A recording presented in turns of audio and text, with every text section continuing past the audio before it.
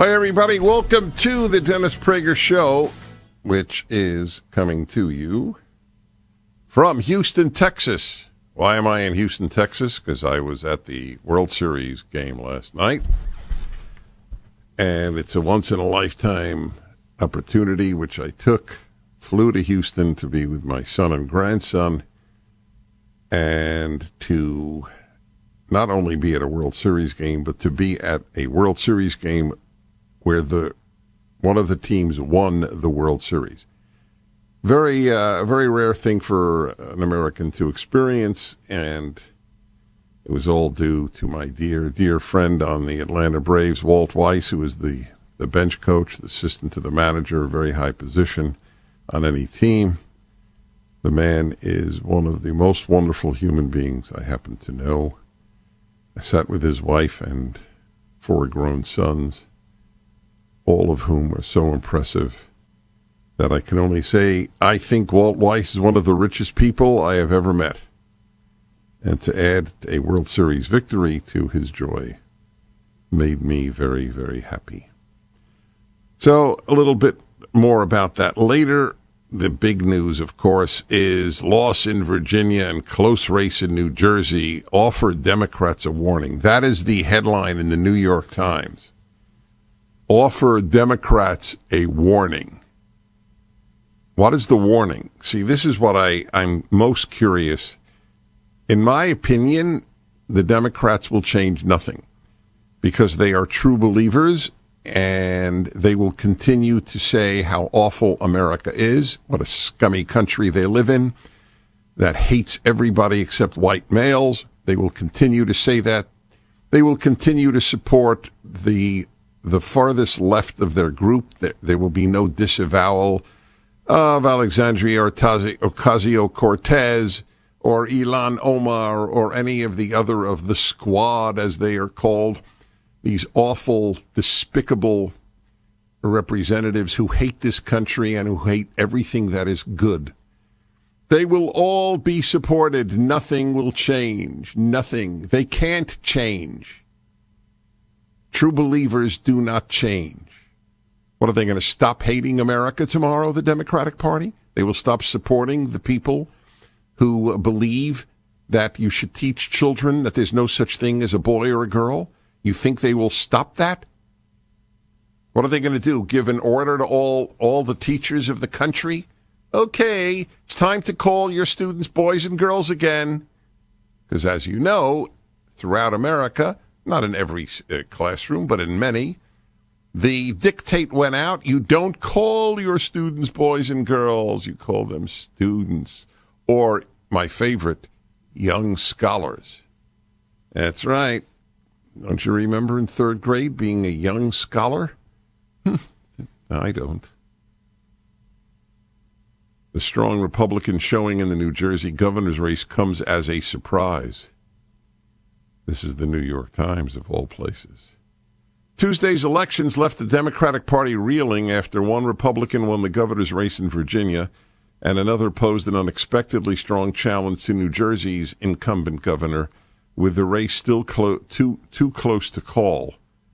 The twin blows raised alarms about the Democratic Party's fortunes heading into next year's midterm elections, with President Biden's approval ratings sagging and Republicans eager to wrest back control of Congress. The most surprising unknown on Wednesday morning was the fate of the governor's race in New Jersey, a state Mr. Biden carried by, are you ready, everybody? 16 points. Yes. And then now there is, as the New York Times puts it, a razor-thin contest with a little-known Republican challenger, Jack Ciattarelli, a former assemblyman. With 88% of the expected vote counted, Mr. Murphy, that's the Democratic governor, was ahead by 1,408 votes. The other governor's race on Tuesday in Virginia offered foreboding signs of the political environment for Democrats more than 9 months into Mr. Biden's presidency. A year after Mr. Biden won Virginia, are you ready for that one? 10 percentage points. Former Governor Terry McAuliffe failed in his quest to win back his old office, losing to the Republican candidate Glenn Youngkin in a contest that was closely watched for what it could signal about voters' satisfaction or lack thereof with the incumbent president and his party. The setback in Virginia was the latest in a series of stumbles. The reason I am reading this to you real time, because I just got it, is I want to see what conclusions the New York Times reaches. That's what I'm very curious. All we say is, setback, setback, setback. Setback in Virginia was the latest in a series of stumbles for Mr. Biden. Stumbles. That's it. Now I get it. Stumbles. He's not wrong in firing vast numbers of conscientious workers for Americans if they didn't get a vaccine. He's not wrong. He wasn't wrong in going against his military and then lying about the military supporting his idea to take out all American troops from Afghanistan. Now, he's not wrong. Get it? He stumbles. So he's headed in the right direction in the New York Times, but he stumbles. We'll continue. In Minneapolis. So the only example they gave, by the way, thus far in the article is Afghanistan. Right? Of course.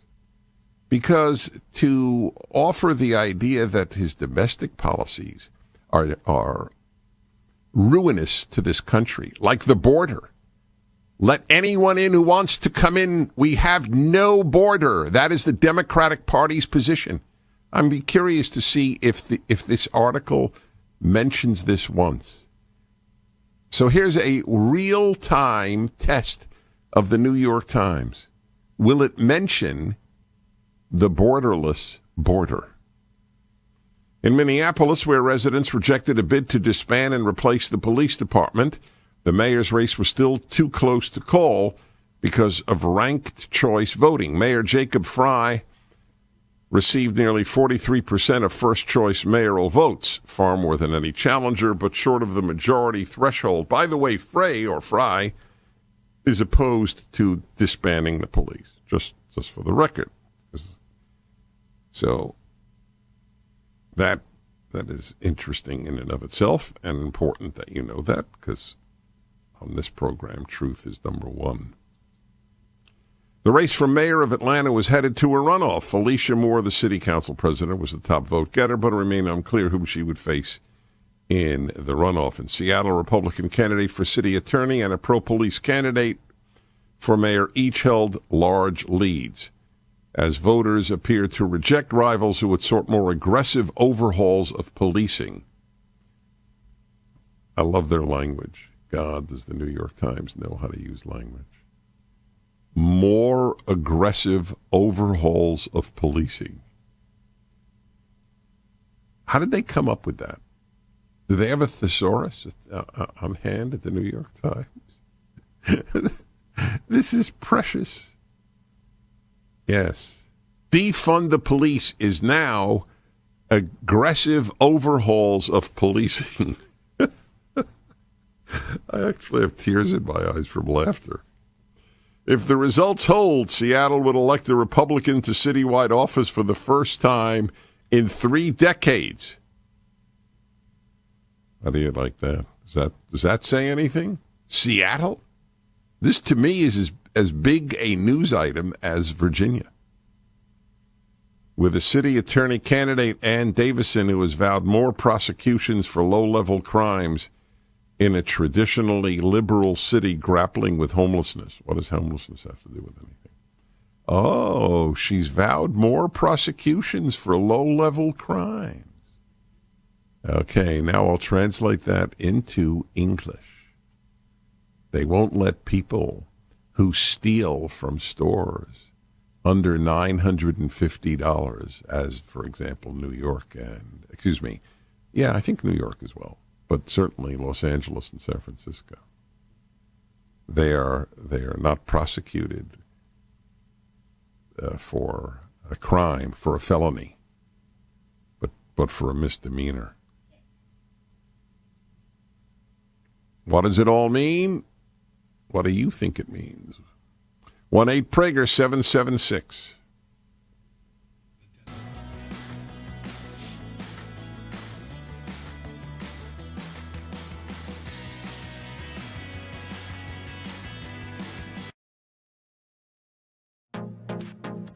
Trending now on the Hugh Hewitt Show. Well, this is the defining issue down the stretch, because at the end of the day, Terry McAuliffe can't explain why he thinks parents shouldn't have a role in their kids' education. He just can't do it because there's no explanation. All he wants is big government to stand between parents and their kids so that they, in fact, can continue to do what the left, liberal, progressive party wants to do, which is to keep individual rights in the drawer and have big government decide everything. That's what it is. And oh, by the way, Hugh, this education issue flies right in the face of the entire left establishment. I mean, it's not just big government, it's Hollywood, it's everybody else. And so this is why down the stretch here, this basic issue of parents having a fundamental right to be engaged in their kids' education is one that Terry McAuliffe can't explain, because he knows the answer is just so offensive to so many people, why he thinks big government should impose on parents' rights, and why parents are all standing up with us. I mean, this is not a campaign. It is a movement now. It is a movement, and I was called last night by my daughter, who saw my schedule, and said, please ask Glenn Youngkin if he will get the Virginia schools some common sense on COVID. Now, 2 of my 3 grandchildren have COVID, but the oldest one, who hasn't and has tested negative 4 times, can't go to school for 24 days in Virginia. The quarantine rules, along with the CRT in Loudoun County, along with the attempt to marginalize parents at Terry McAuliffe. Have you heard that the COVID rules are driving moms crazy? Parents have had it. They've just had it across the board. I mean, think about it. It started with parents standing up for one simple, basic request: open our schools. Keep up with what's trending. Subscribe on YouTube and at rumble.com.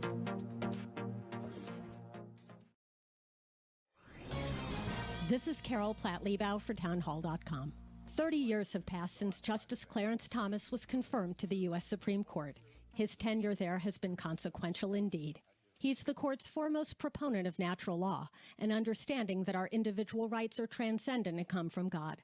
This understanding undergirds his approach to the Declaration of Independence and the Constitution, powerfully informing the justice's unyielding commitment to limited government and equal justice before the law. Over the last 5 years, Justice Thomas has authored more opinions than any of his colleagues on the Supreme Court. His influence only continues to grow, and he's beloved by the scores of people who know him. He knows the names of the children of the marshals who guard the courthouse. He's mentored generations of clerks, treating them like family, and his distinctive, hearty laugh rings out within his judicial chambers. May God bless this great, good, and brilliant man, and may he serve on the court many years longer. Trending now. Streaming on Salem Now. Tesla was a genius. His most amazing discoveries thought to be written in a lost journal. Now, in the right hands, it could revolutionize the 21st century. You can stop an earthquake. Doesn't that mean you could start one too? That's why that notebook should never fall into the wrong hands. Shall we stop this thing? Save the universe!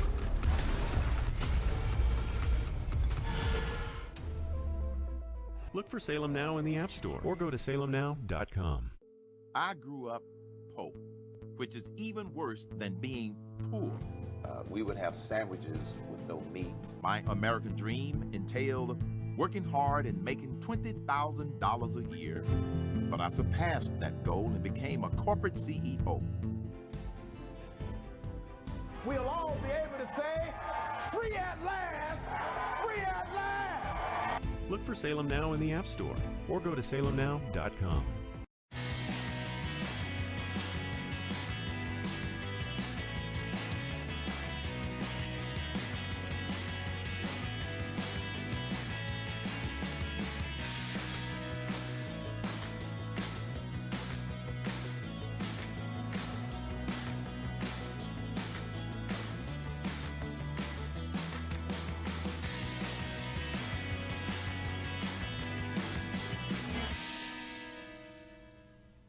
Hey, I want to tell you, because it's so appropriate, there's a revolution, counter-revolution, if you will, taking place with parents beginning to understand that the lies told about America now predominate in the schools of the United States because left-wing teachers, so-called teachers, I should always say that now, left-wing so-called teachers are indoctrinating their children to hate this country and have contempt for its founders, who were giants.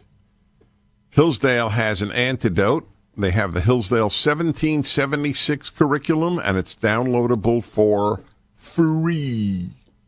It's a big deal. K12.hillsdale.edu, not K-12, not K212, K12, K12.hillsdale.edu for educational institution. Then you'll have a great curriculum about 1776, the founding of America, for you and for your children. K12.hillsdale.edu. I'm in Houston, Texas, because I was at the World Series game last night. Very special, as you would imagine, with my son and grandson who came in from Florida. Houston is almost exactly midway between Fort Lauderdale and Los Angeles. In fact, our flights landed within 2 minutes of one another. This is a very moving day, the whole thing. I have a very interesting insight to share with you about how fans are treated. The opponents' fans are in different cities. Well, since I mentioned it, let me say this because I think this is important. So I was speaking to Braves families. I was in the section where some Atlanta Braves families were sitting because of my closeness to Walt Weiss of the Atlanta Braves. And they were telling me how nicely they're treated in Houston, which tells you something about Texas generally and Houston specifically, that Atlanta Braves fans would be well treated. One told me that a Houston Astro fan had said to him or her, I don't recall, good luck to your team. Welcome to Houston, good luck to your team. And guess what? Here's the punchline, folks. When they go to New York, when the Atlanta Braves play in New York City, there is a substantial police presence where they sit to protect them from New York fans. Okay? But hey, all the regions of the country are the same, right? The idea that people are nicer in certain places and with certain ideologies, we don't talk about that. Conservatives are nicer than leftists. Okay, liberals are mixed, so that's fine. But lefties, they're not nice human beings, aside from their ideology of destruction. 1-8 Prager 776. McAuliffe, who, in my opinion, is not only a bad human being, he's an idiot, which is rare for me to say about a public person, and I certainly don't say it about private people. It's not my style, but I would be self-censoring if I didn't tell you I think he's an idiot. In other words, I think that he's a dummy aside from a bad guy. He's that combination. And the dummy part is very clear.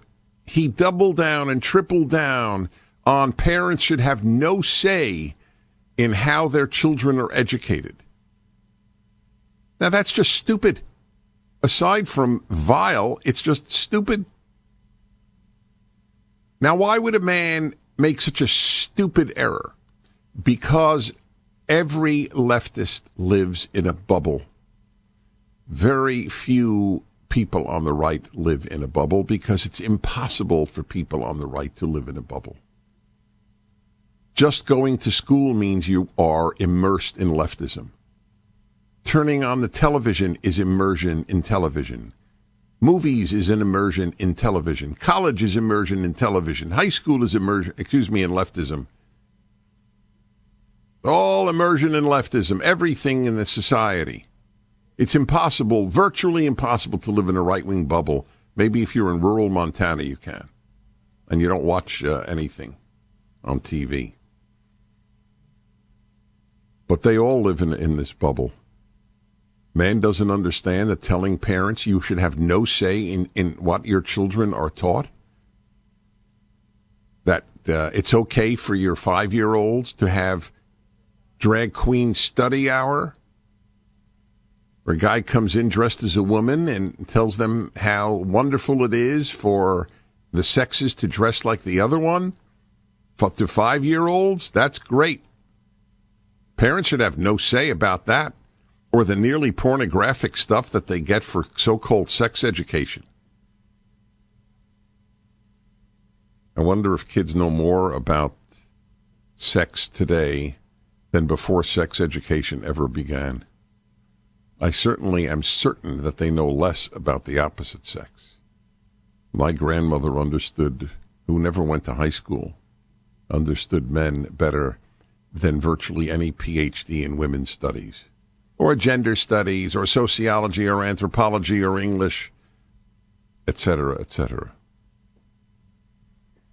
So the McAuliffe tells his constituents, tells the people of Virginia, you should have no say in the education of your children. And, of course, no choice as to what school they attend. Of course not. Only the rich should have choice. The only choice on any subject, in any arena of life that the left supports, is with regard to taking the life of an unborn child up to birth. And that's a very big deal. People who say, look, as soon as there's a heartbeat, I have misgivings, I can respect that. It's not my position, but I can respect it. But once there's a heartbeat and a viable child, take it because the mother doesn't want it, but there are others who do want it? That's quite a position. Anyway, whether you support it or not, just be intellectually honest. The only choice that the left supports is with regard to abortion. This is the state of things, the bubble that the left live in. So the New York Times, I read you the entire piece. Not a word about the racial hatred that the McAuliffes and other Democrats engineer in this country. Not a word. 1-8 Prager-776.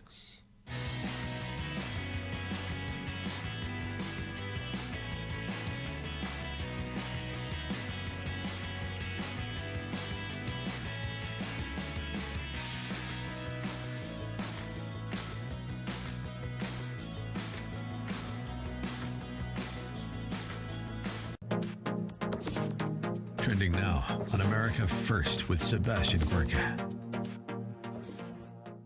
How buoyed are you that Americans are finally waking up, JD? Look, I'm very excited about what I'm seeing. Certainly in Virginia, but also in Ohio.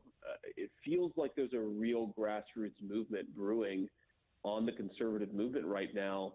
And it's, just like in times past, it's not just the politicos, it's not just the establishment folks. Sometimes not even people who are that political, but they're just very fired up about what their kids are teaching. Their kids are coming home crying, upset because they're being told that they're a bad person depending on the color of their skin, and they're just fed up about it. And I think it may very well take down Terry McAuliffe, but I certainly think it is the beginning of a movement all across this country that's going to take down a lot of Democrats all over the nation.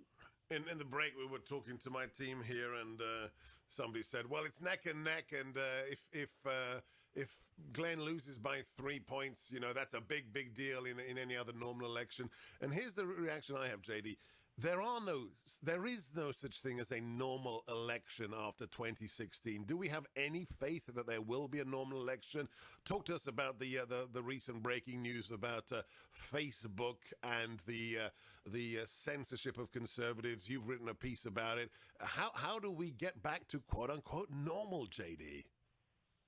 Oh man, we got a lot of work to do.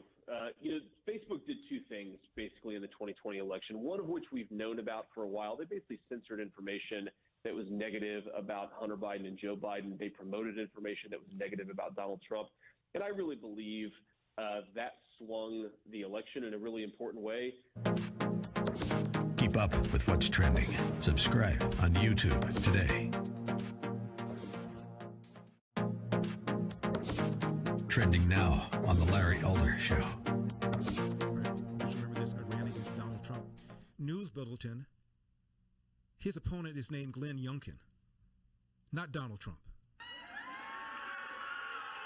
And Terry is running against an acolyte of Donald Trump. Terry's opponent has made all of his private pledges of loyalty to Donald Trump. But what's really interesting to me, he won't stand next to Donald Trump now that the campaign's on. Think about it. He won't allow Donald Trump to campaign for him in this state. And he's willing to pledge his loyalty to Trump in private. Why not in public? What's he trying to hide?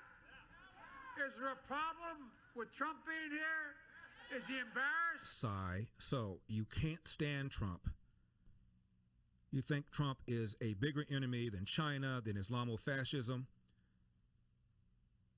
And you're also chastising him for not wanting Donald Trump to campaign for him. So which one do you want? What do you want?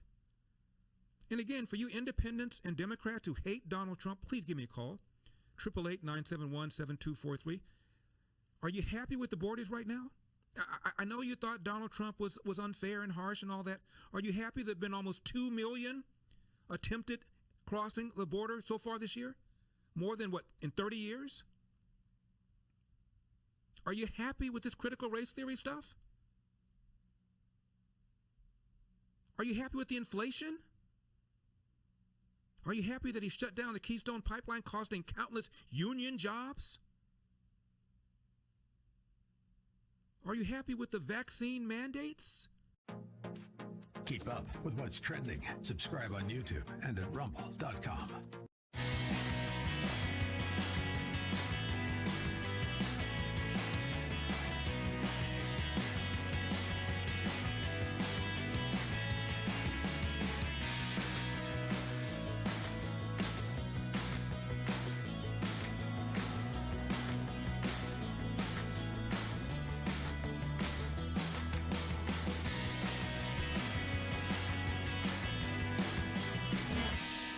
Yeah, if I'm allowed to say that about my own video, it is truly important. Since it's free, I don't have any compunction about advocating that you watch it. The idea that colorblind is racist goes under the category of Orwellian, not to mention evil. I have on the line one of my favorite guests. The proof that he's one of my favorite is how often I've had him on over the years, John Fund. National Affairs columnist for National Review, really sort of a dean of American political observers. He has a new book with another guy I really like, Hans von Spakovsky, Our Broken Elections, How the Left Changed the Way You Vote. And we'll obviously get to that, but I'd love to talk to John about yesterday. John, welcome back to the DP show. Dennis. It's dawn and morning in America again. Wow. I'm very happy to hear you say that. It took me aback for a second. All right, why don't you amplify on that? Well, look, this is very much what Ronald Reagan reminded us back in the 70s when Jimmy Carter got elected. He said at a meeting of his aides and advisors in 1977, after Jimmy Carter won and Democrats had 2-1 control of both houses of Congress, he said, look, this happens when voters are dissatisfied with some of the things we've done, and when the other side has a candidate who campaigns as a moderate. But he won't govern as a moderate. He will govern as a liberal. And when he governs as a liberal, he will fail, because we know liberalism fails. And when it fails, people will notice. They'll get angry. They'll get upset. They'll protest. And then they'll vote the first chance they can get, and they'll try to reverse this left-wing lurch, this magic trick that they have played on us. And sure enough, what has just happened? Joe Biden has managed to do what Jimmy Carter took 3 years to do. He's become Jimmy Carter in 10 months. It's Jimmy Carter 2.0, but on speed. Wow.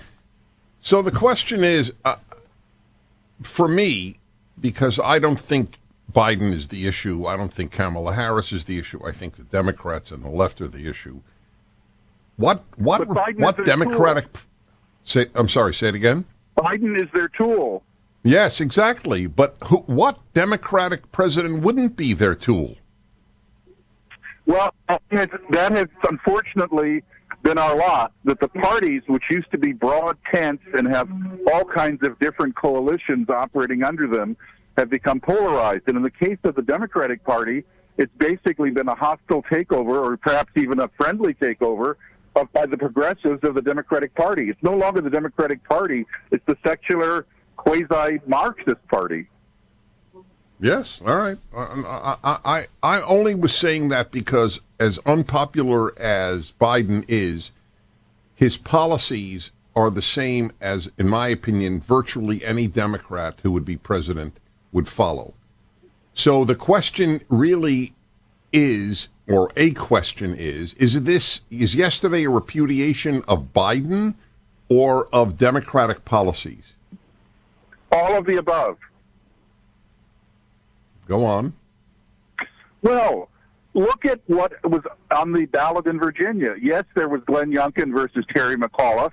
Yes, Glenn Youngkin had a positive agenda, repealing the car tax, helping people with increasing the standard deduction, and fighting, of course, critical race theory and opening up more charter schools. Virginia only has 8 charter schools in the whole state. And Terry McAuliffe was completely negative. All he could do was yell, Donald Trump, Donald Trump, Donald Trump, and play Halloween throughout the fall campaign. So there, of course, you have the Biden unpopularity because Biden has failed. Biden is pursuing far more liberal policies than he said he would in the campaign. At the same time, though, you had local issues that played right to conservative strengths, and that's why Glenn Youngkin won. That's why the Republicans took control of the House of Delegates, and that's why the lieutenant governor of Virginia is now a Jamaican immigrant and former Marine, the first black female ever elected to statewide office. And they also won the Attorney General's race with the son of Cuban refugees. See, this to me is virtually as significant as Youngkin.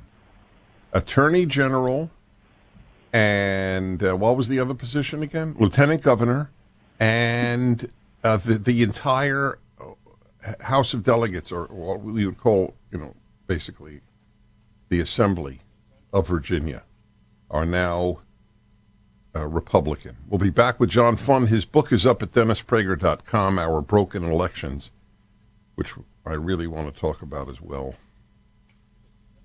Let me remind you about a spectacular product, one of the most successful in the history of my show, Relief Factor. When products are successful, it's because people buy it. I mean, that is about as obvious as anything I could say. Why do people buy Relief Factor? Because they don't want pain. It's a pretty good reason. So if you have muscle or joint pain, give it a 3-week try. They actually say if it doesn't work in 3 weeks, it probably won't work. 3 weeks is $19.95 at ReliefFactor.com, 800-500-8384.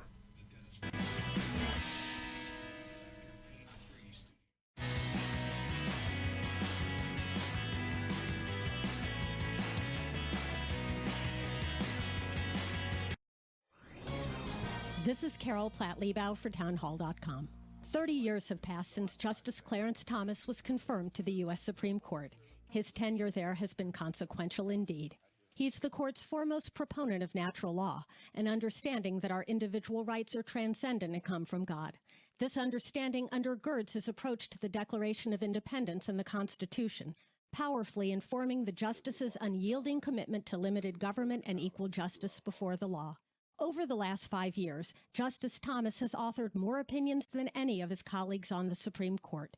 His influence only continues to grow, and he's beloved by the scores of people who know him. He knows the names of the children of the marshals who guard the courthouse. He's mentored generations of clerks, treating them like family, and his distinctive, hearty laugh rings out within his judicial chambers.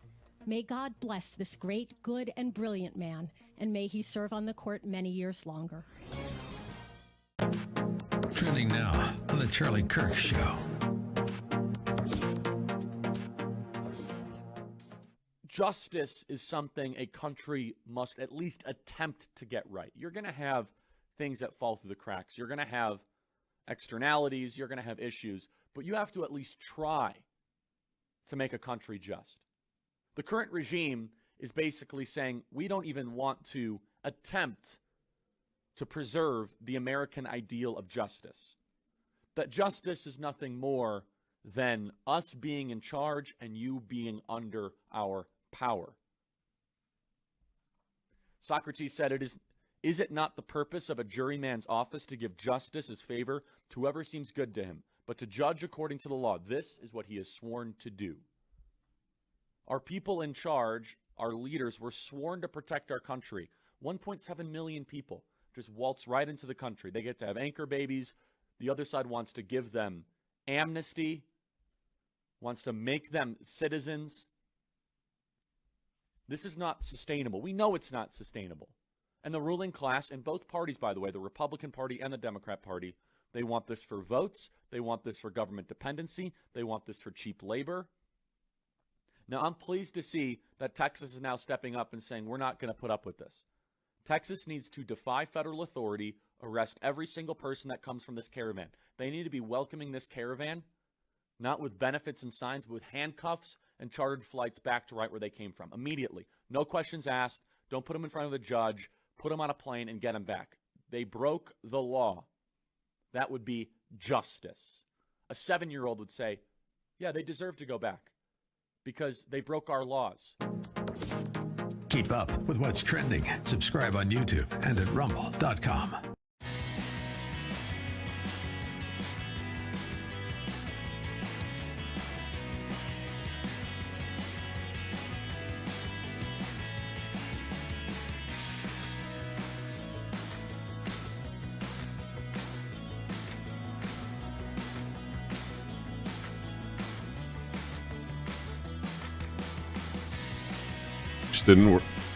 I was at the World Series last night, which is why I'm in Houston right now. Headed back home after the show from a free state to a police state. It's getting worse, actually, in California, and no matter how much they would lose around the country, and this is one of the ideas I want to bounce off the scholar of American politics, John Fund. His book, brand new, by the way, Our Broken Elections, How the Left Changed the Way You Vote. But what they have done, here, my theory, which I love bouncing my theories off you, John, is they learn nothing because they're true believers. So no matter how much they may lose, they will still have mandates to fire police who are desperately needed because they didn't get a vaccination, or nurses desperately needed, or firefighters. They're closing firehouses around the country because of these mandates. You think they'll stop? I think they can modify them. Remember, Biden just issued an order that his previous order on federal contractors can be interpreted by the companies themselves on enforcement rather than the government. Look, I agree with you that they're true believers and fanatics. But, Dennis, remember, they have a 3-vote margin in the House and 0 votes to spare in the Senate. The centrists and moderates, and there are some who are in suburban seats, are now terrified that what happened in New Jersey and Virginia will happen to them in a year. And they are going to make this reconciliation bill, this Godzilla spending bill, either they're going to shrink it or they're going to kill it, or they're going to just pass the infrastructure bill and leave it at that. But the Biden administration's expansionist government phase ended last night. It may continue on fumes, but it ended last night because the centrist Democrats who are in danger of losing their seats will not go over the cliff. Joe Manchin signaled this with the day before the election. He made that famous statement, this is all phony numbers. This is all make-believe. You're lying to the American people about this bill. You don't even have legislative text. You don't have a score. You don't have a tax analysis. And so I think Joe Manchin has an army behind him now he didn't have on Monday. And what about Senator Sinema? Well, Senator Sinema has just discovered suddenly this morning a new objection to the bill. She says this methane tax on methane pipelines is completely unacceptable to her and would hurt industries out west. And sure enough, I think that she's going to, shall we say, as she pores over the bill with her gimlet eye, I think that she's going to find all kinds of things that mean we have to slow down this bill. We're not going to see this bill surface before Thanksgiving. We may not see it surface before Christmas. We may never see it surface. Well, Nancy Pelosi was asked by the press, does this change any of your plans with regard to these bills? She said no. Well, of course, what else could she say? I acknowledge that. Look, from Nancy Pelosi's point of view, she's doing the best she can. Look, there are Democrats who didn't vote out of disgust that the Democratic Party hadn't passed anything of substance since the CARES Act in March or April. So all of this money and all of these promises didn't come to pass. So they probably stayed home. Some of them may even have voted for Youngkin. But she believes if we pass it, remember, this is the lady who said about Obamacare, you have to pass it in order to find out what's in it. She says she thinks if we pass anything, that will satisfy our base. It means they won't stay home in a midterm election, and we can probably, maybe scrape through, and maybe my legacy in history will be restored. Right now, the great vote counter, Nancy Pelosi, looks like the great bean counter gone bust. Yes. So I have a provocative question, only because I'm so curious about your answer, not because it's provocative. Does the election yesterday, especially obviously New Jersey and Virginia, do they in any way affect people's perception of 2020 having been dishonest? Well, let's look at New Jersey, and this is in my book, Our Broken Elections, How the Left Changed the Way You Vote.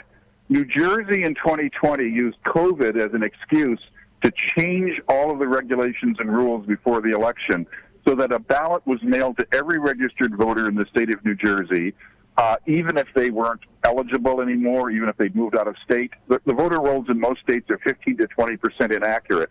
So we don't know how many of those ballots came through that might have had problems or irregularities in them. So this year, Governor Murphy, running for re-election, doubled down, and he codified all of that in law, and he added further I think, watering down of the election integrity laws of New Jersey. So isn't it interesting that the Republican candidate was beating Governor Murphy, the Democrat, up until the last moment when suddenly the Democratic counties started reporting their mail-in voting? Now, I don't have any proof or I don't have any specific evidence. All I'm saying is when you create chaos in the election system unnecessarily, when you have a loosey-goosey system where things aren't nailed down and there's no accountability and ballots appear suddenly and signature verification goes out the window, you increase suspicion and concern among the part of the electorate that something did go wrong. And we didn't used to have this in the past. We used to count the votes and report them. Now you have to wait for the mail-in vote, the early in-person vote, the early mail-in vote. I mean, think about this, Dennis. It's speeded up everything in our society because of technology in the last 50 years. We can have Amazon deliver in 2 hours. The only thing that's slowed down is our elections. We used to have we used to report the elections the next morning. Now it takes an election month to sort them out and have the litigation and the lawsuits to figure out who someone says is the winner. That's a great point. So the inference that I draw from what you say is, had there been, as designed originally, one election day in the state of New Jersey, the results might well have been different. I'm going to get your reaction. A really significant book, Our Broken Elections, How the Left Changed the Way You Vote. See, it doesn't take necessarily direct cheating on the night of elections. So much chaos can be created as to make the count difficult, not impossible, to be honest. Back in a moment.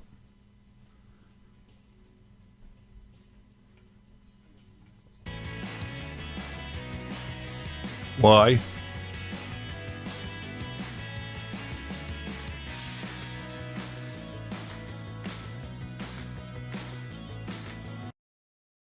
This is why we're fighting for the soul of America. You should be able to share ideas without fear of being fired from your job or shouted down. You are not to be heard. This is one of the few things we have no precedent for in the United States. You have the right to remain silent. Look for Salem Now in the App Store or go to salemnow.com. This is a story of how 1 million children were placed with local foster families. Parents from all walks of life share their stories of overcoming the one-child policy by taking in orphans. At a time where there's so much negativity and cynicism, here's proof that a single leap of faith can change the world. Look for Salem Now in the App Store or go to salemnow.com. The Democratic Party somehow has convinced black people that they're the good guys. Never mind the skanky history of the Democratic Party. That was a party of slavery. They're racist, racist, racist. Everything's racist. Look for Salem Now in the App Store or go to salemnow.com. Streaming on Salem Now. We understand that a plane has crashed into... The people who knocked these buildings down will hear all of us soon. Biggest and most costly manhunt in U.S. history. United States killed Osama bin Laden. There are reports surfacing that Al-Qaeda has placed a $50,000 US bounty on the heads of any U.S. Navy SEALs. Nobody's going to survive that. There's nobody in that. This is the single largest loss of life in Afghanistan in a single incident. Most of them are U.S. Navy SEALs. We discovered bullets in the bodies of the Navy SEALs. The military threw them away. More likely than not, that supports a shootout on board. Anybody out there, we have a fallen angel. Stream on your phone, tablet, or TV. Look for Salem Now in the App Store or go to salemnow.com. The only time you can come to Christ, when the Spirit of God comes. You ever thought of going to seminary? Billy Graham. Gloria a Dios, hermano. ¿Quién está listo para ser transformado por el poder de su palabra?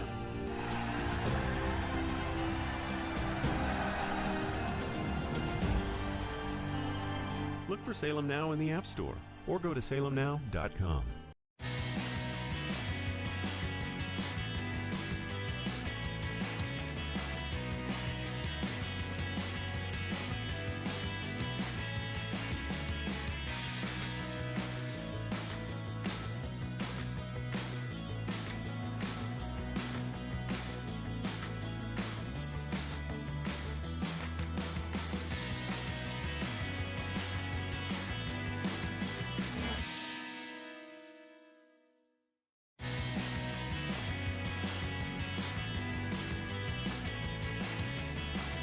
Dennis Prager here in Houston, Texas, and John Fund, I presume, in the New York area. Is that right, John? Is that where you are? I just got back from Florida, the National Conservative Conference. It was a great event. We heard from Ted Cruz. We heard from Marco Rubio. And the excitement last night was electric as people realized what was happening. Oh, what a great place to be. The only better place to be was at the World Series, where I was. Well, by the way, I mean, imagine the head of the Major League Baseball Association having to deliver the trophy in the city where, of course, he had tried to steal the game away after the election integrity debate in Georgia. Here's my take on it as a theologian, a man who's writing a 5-volume Bible commentary. That is one of the 10 greatest arguments for God I know of. And he does have a sense of humor. Sense of humor, justice, you name it. That is exactly correct.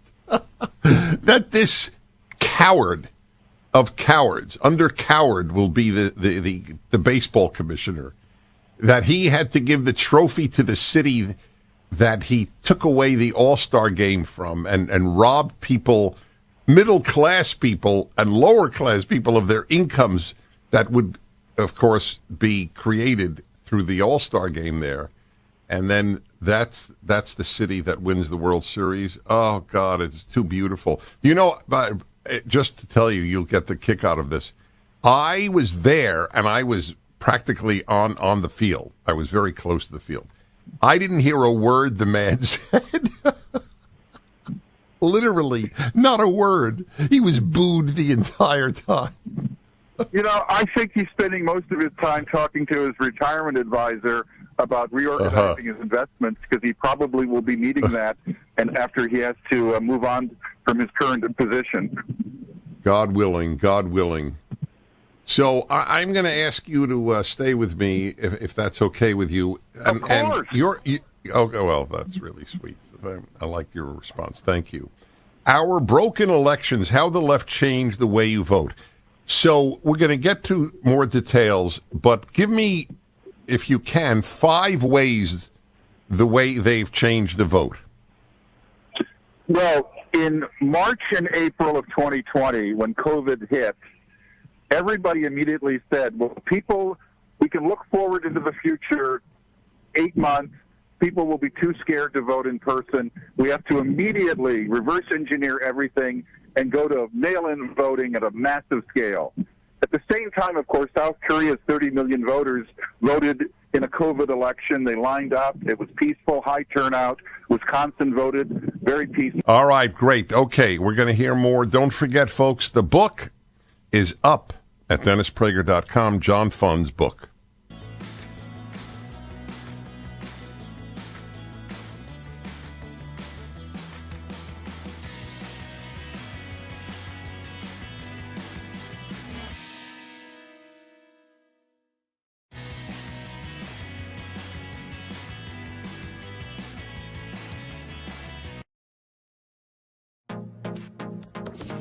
Trending now on the Eric Metaxas Show. It's not just about saying I have a right in this country to not have the government not allow me to go to church, but also that the government cannot compel me to participate in any sort of event, including a vaccine, by the way, that goes against my sincerely held religious beliefs. And so it should just be a matter of course that if you have a conscious objection, then you can say, I, as a Christian, as a Muslim, as a Jew, as any sort of religion, I mean, this covers all religions, by the way, all faiths, all sincerely held beliefs, you should be able to say, I decline to be coerced into participation.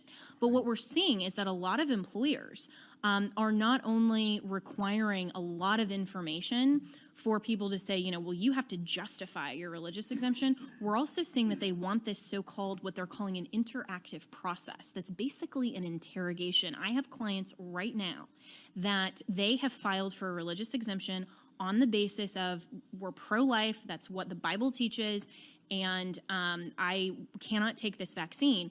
And the Human Resources Department, from the legal counsel of these employers, want to sit down and basically interrogate them and say, is this really a sincerely held religious belief?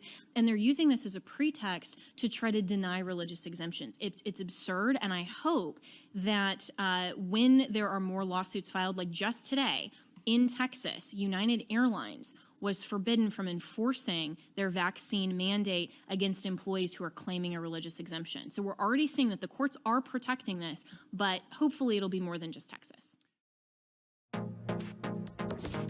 Keep up with what's trending. Subscribe today at rumble.com. Streaming on Salem Now.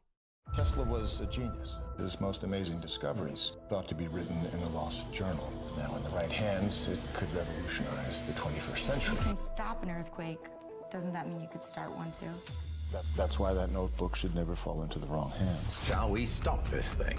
Save the universe!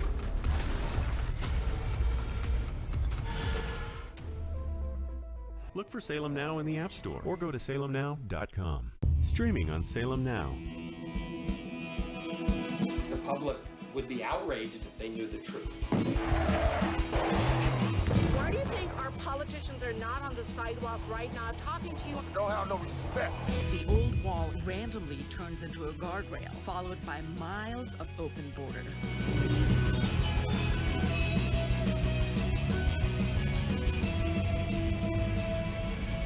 Human trafficking.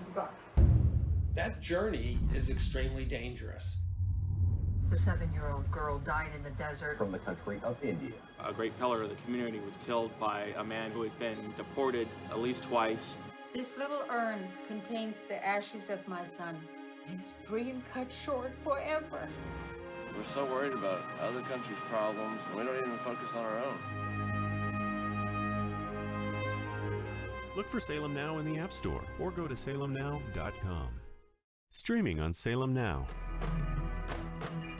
There's about 57 Muslim states in the world. There's one Jewish state. The massive ingathering of Jews in the last 150 years back to the land is absolutely unprecedented. They say that there's no greater sign of redemption coming than the Jewish people returning to the hills of Judea. As a Christian, I've always supported Israel's claim to the Holy Land. To me, the Palestinians were just getting in the way of God's plan. 300,000 Palestinians are unemployed.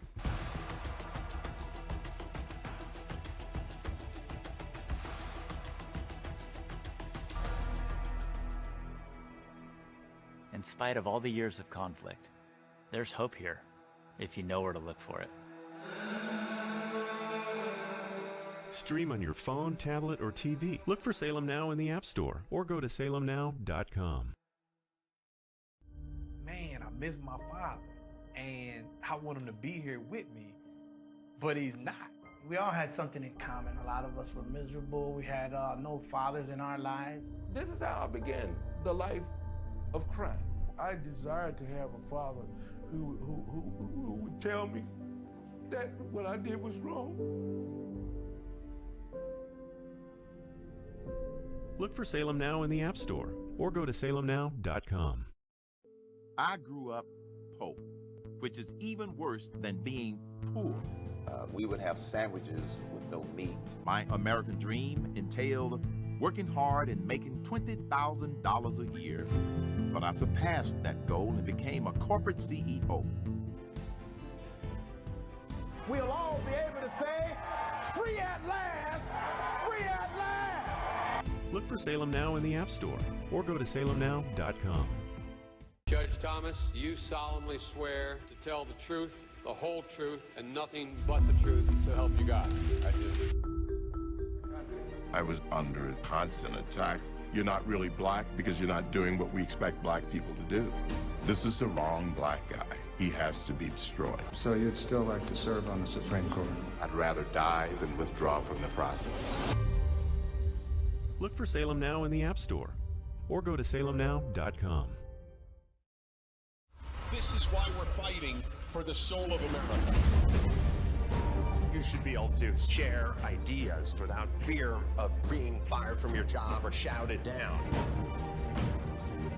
You are not to be heard. This is one of the few things we have no precedent for in the United States. You have the right to remain silent. Look for Salem Now in the App Store or go to salemnow.com. This is a story of how 1 million children were placed with local foster families. Parents from all walks of life share their stories of overcoming the one-child policy by taking in orphans. At a time where there's so much negativity and cynicism, here's proof that a single leap of faith can change the world. Look for Salem Now in the App Store or go to salemnow.com.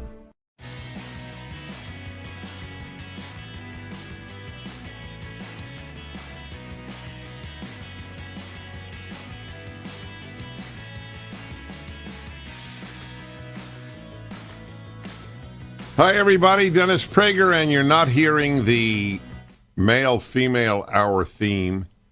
And I got to tell you, it does break my heart to ever cancel an Ultimate Issues hour, or more frequently, the male-female hour. And I'll tell you exactly why. It's on Wednesdays, the second hour of my show. Wednesdays, this will sound a little silly because it's so self-evident. Nevertheless, Wednesdays always follow Tuesdays, and Tuesdays are election days in the United States of America. So that immediately means, in most cases, I will be discussing important elections if there were, and there were yesterday. Very few, but very important. And so there's no male-female hour today. Please forgive me. In a nutshell, I don't know what word, hurricane, tsunami, earthquake, some natural typhoon. Okay, typhoon. That was an important addition. Thank you, Sean. Thank you. And whatever term you wish to use yesterday, Virginia, not only the governor in a state, what was it? Biden won Virginia. Let me ask John Fund, because he's a living encyclopedia. John, how much did Biden win? Sorry? 10 points. 10 points.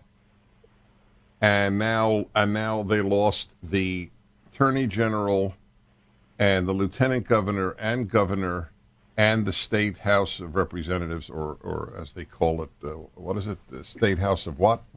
Delegates? Is that the word? And the state Senate was not up this time, Dennis, but it's divided 21 Democrats, 19 Republicans.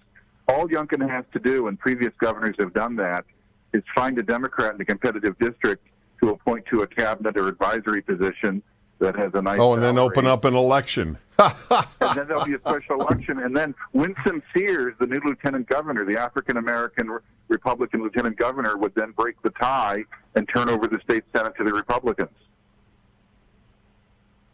This is mind-boggling stuff. I'm speaking to John Fund, and I'm lucky to be doing so, and you are lucky to be hearing him, because nobody knows American politics, and he's so clear. I love that about him.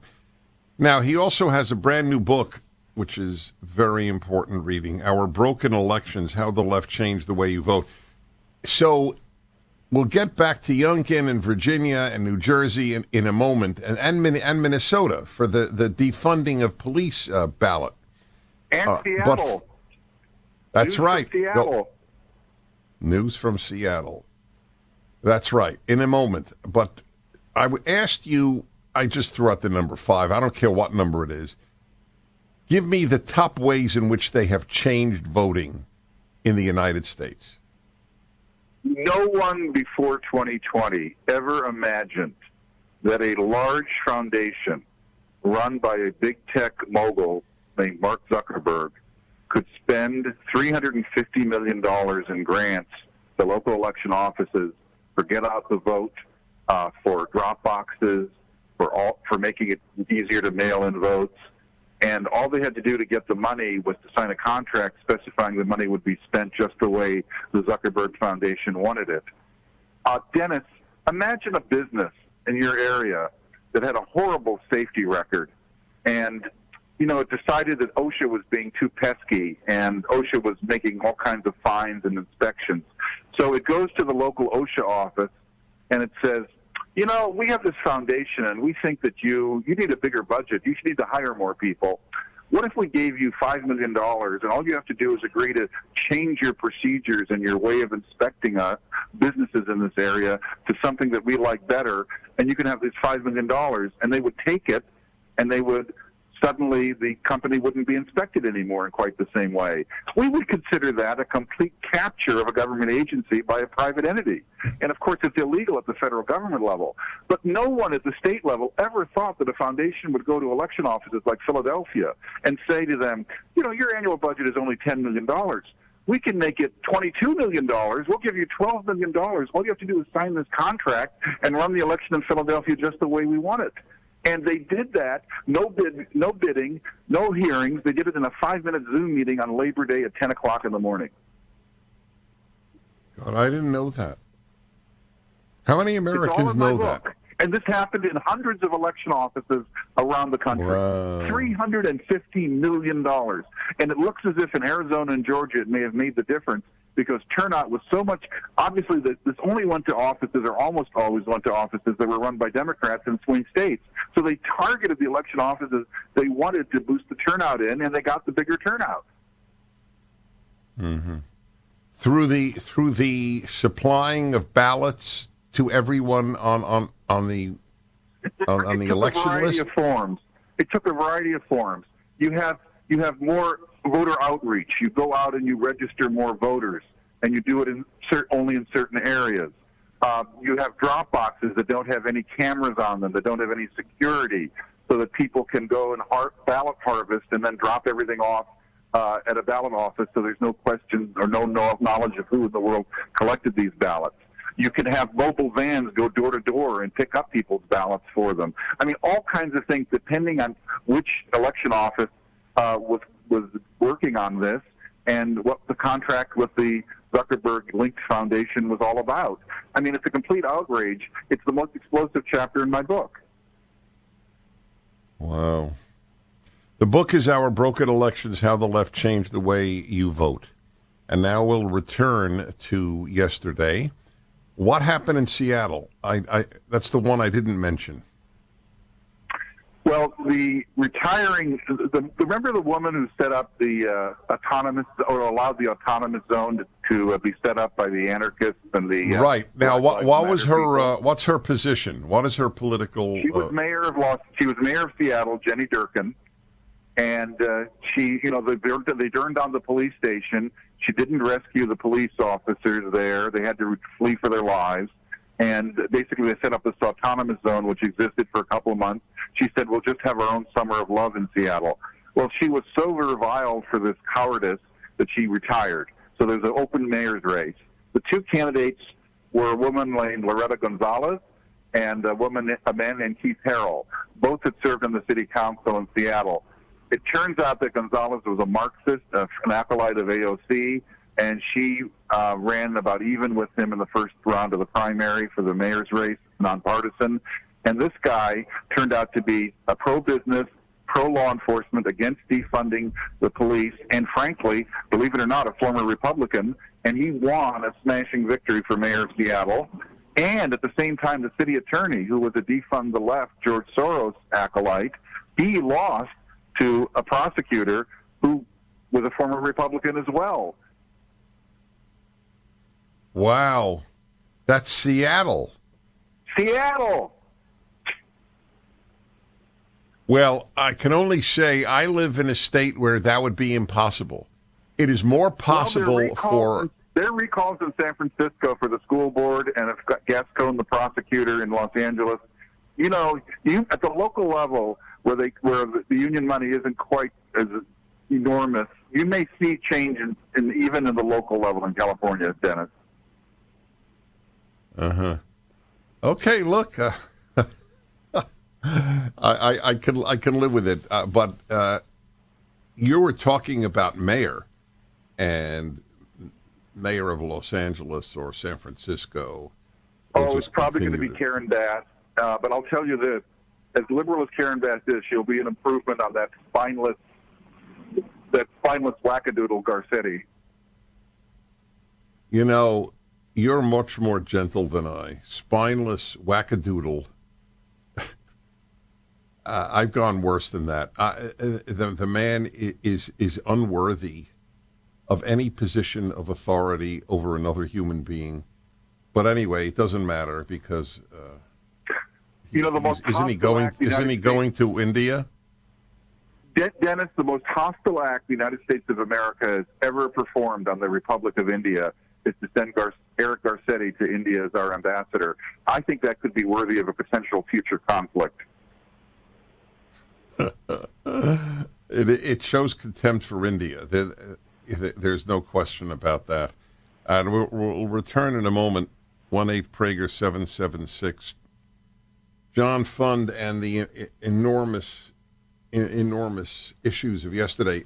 When we return, I'm going to ask him, was there anything positive for the Democrats? I'm going to also ask him, in light of the New York Times article on this that I read, the only, quote, blunder attributed to Joe Biden was Afghanistan. Has the left learned anything from yesterday?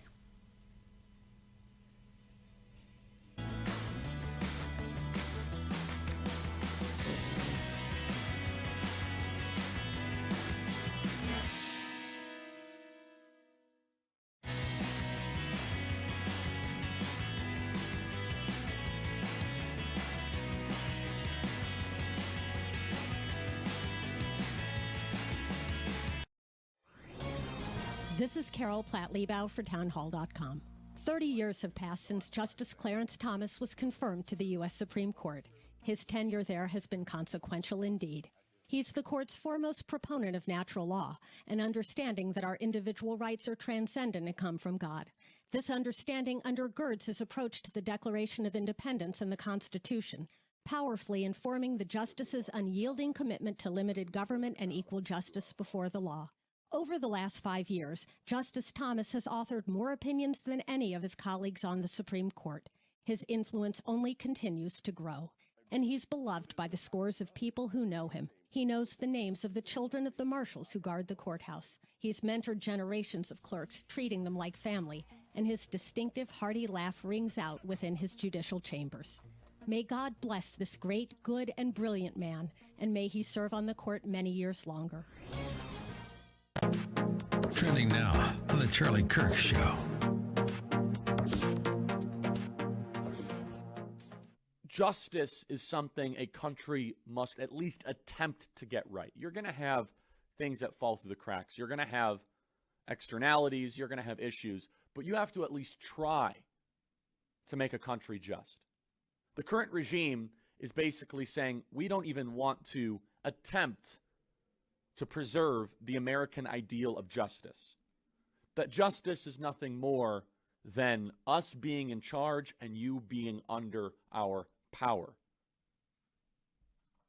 Socrates said, Is it not the purpose of a juryman's office to give justice as favor to whoever seems good to him, but to judge according to the law? This is what he has sworn to do. Our people in charge, our leaders, were sworn to protect our country. 1.7 million people just waltz right into the country. They get to have anchor babies.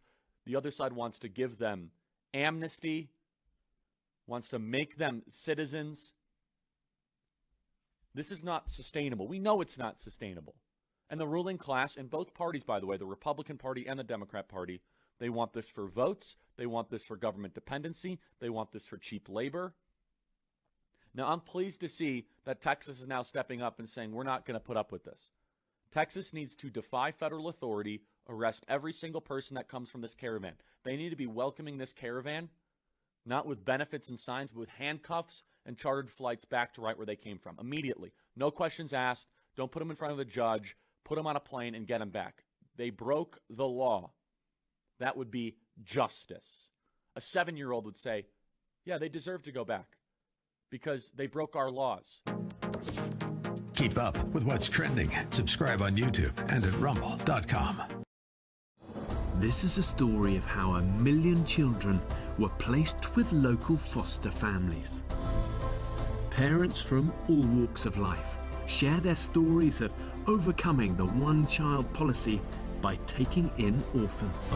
At a time where there's so much negativity and cynicism, here's proof that a single leap of faith can change the world. Look for Salem Now in the App Store or go to salemnow.com. This is why we're fighting for the soul of America. You should be able to share ideas without fear of being fired from your job or shouted down. You are not to be heard. This is one of the few things we have no precedent for in the United States. You have the right to remain silent. Look for Salem Now in the App Store or go to salemnow.com.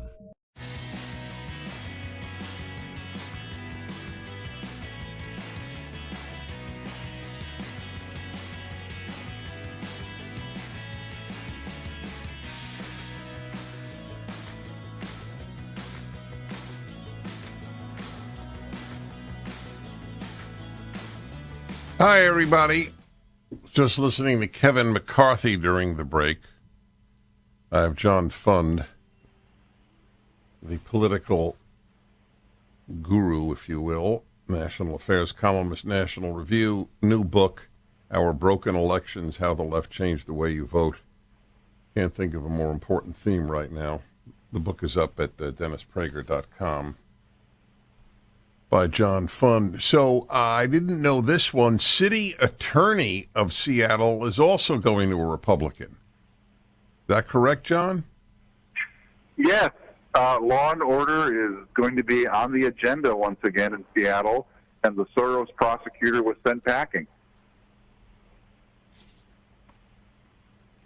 All right, so I have a few specific questions that I mentioned earlier. One is, has the left learned anything from yesterday? Yes. Under no circumstances must you ever follow Terry McAuliffe's example and tell the voters what you really believe.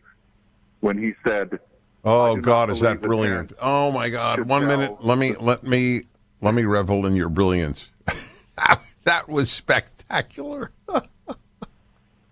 Oh my God! I don't know. I want my listeners to understand how important what you said is. I think you're right. I think it's the one lesson they may have learned from this. Don't say what you really believe. Go on. Well, as you know, Terry McAuliffe said he didn't believe parents should have any role in their child's education. Right. Yes. Well, the other and there were too many white teachers. Yes, that too. The other lesson might be in the increasingly ridiculous and strained arguments you make for Biden's Godzilla spending bill. There is a point beyond which even the media will start asking questions. For example, when Biden and Jen Psaki say, well, the bill costs nothing. It's all paid for. The cost is zero. Maybe we shouldn't go quite that far.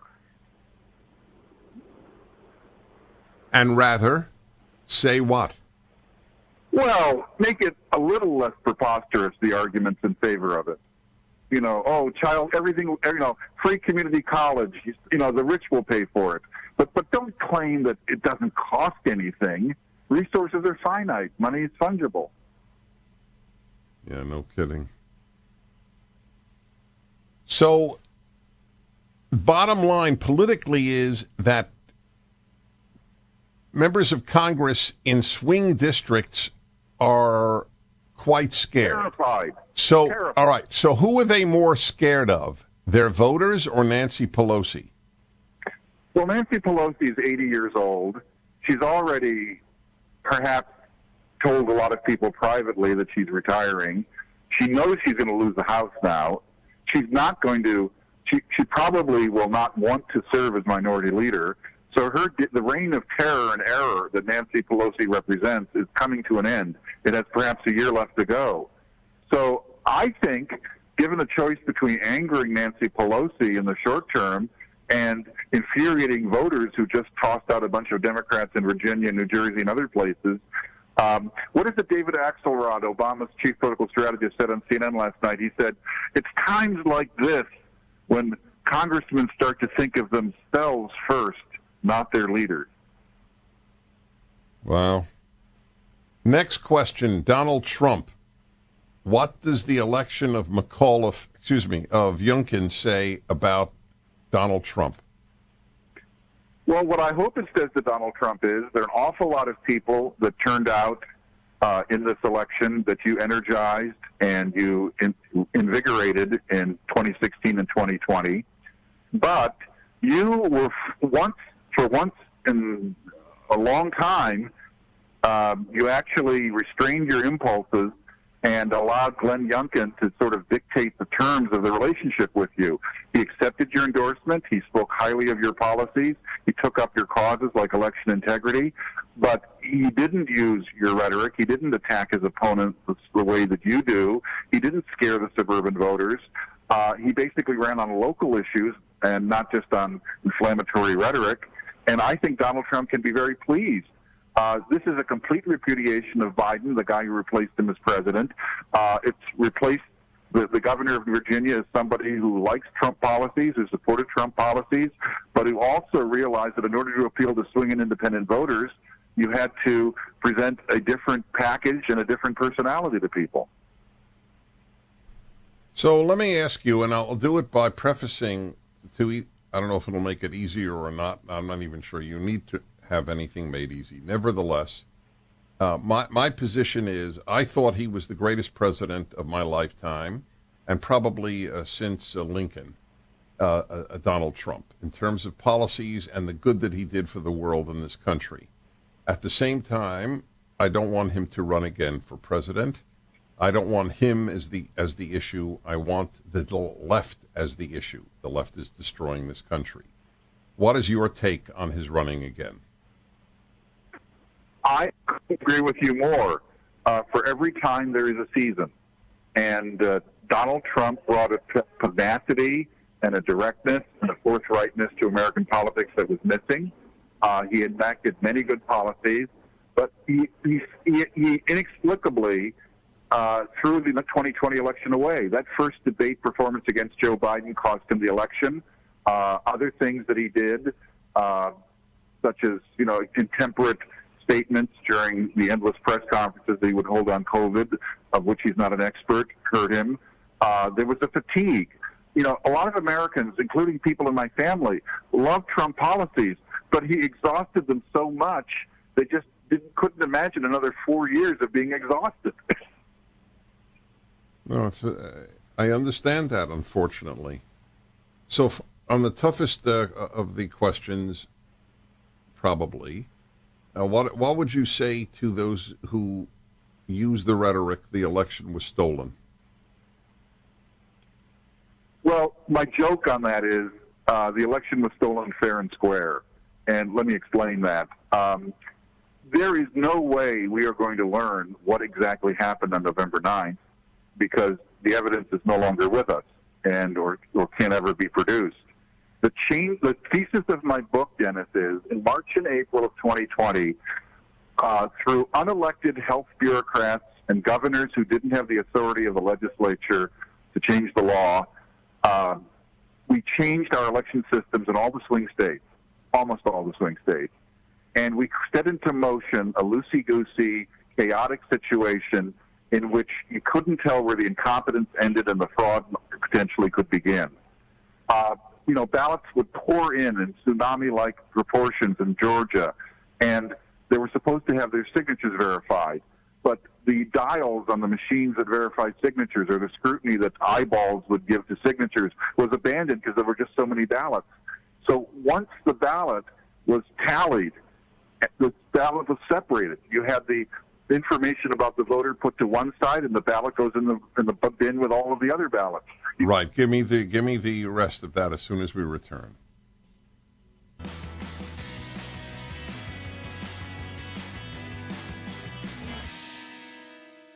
Streaming on Salem Now. The public would be outraged if they knew the truth. Why do you think our politicians are not on the sidewalk right now talking to you? Don't have no respect. The old wall randomly turns into a guardrail, followed by miles of open border.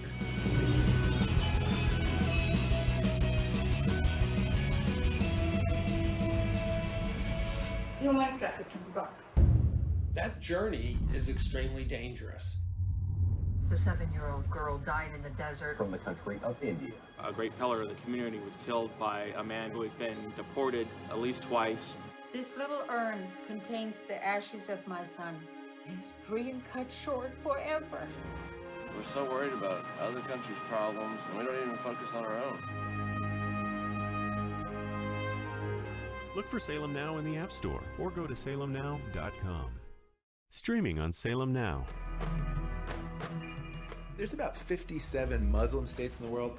There's one Jewish state. The massive ingathering of Jews in the last 150 years back to the land is absolutely unprecedented. They say that there's no greater sign of redemption coming than the Jewish people returning to the hills of Judea. As a Christian, I've always supported Israel's claim to the Holy Land. To me, the Palestinians were just getting in the way of God's plan. 300,000 Palestinians are unemployed.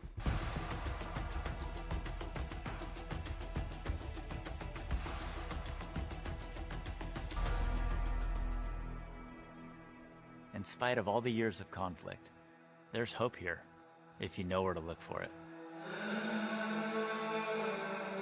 Stream on your phone, tablet, or TV. Look for Salem Now in the App Store or go to salemnow.com.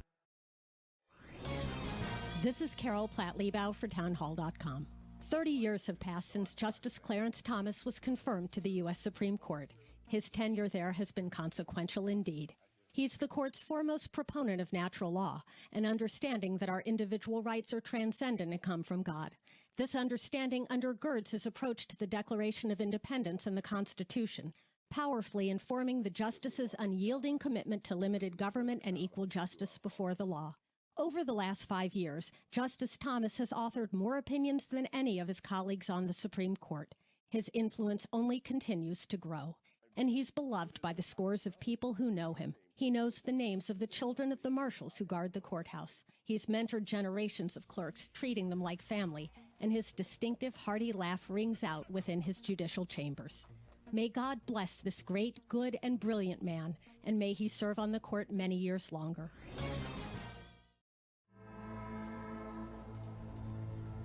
You called your son, and you personally promised him you would be here. Lucas, I don't know how to help you! Your daddy loves you, you gotta know it, pal! Prayer is a powerful thing, Ethan. It really does work, if you believe. Look for Salem Now in the App Store or go to salemnow.com. This is why we're fighting for the soul of America. You should be able to share ideas without fear of being fired from your job or shouted down. You are not to be heard. This is one of the few things we have no precedent for in the United States. You have the right to remain silent. Look for Salem Now in the App Store or go to salemnow.com.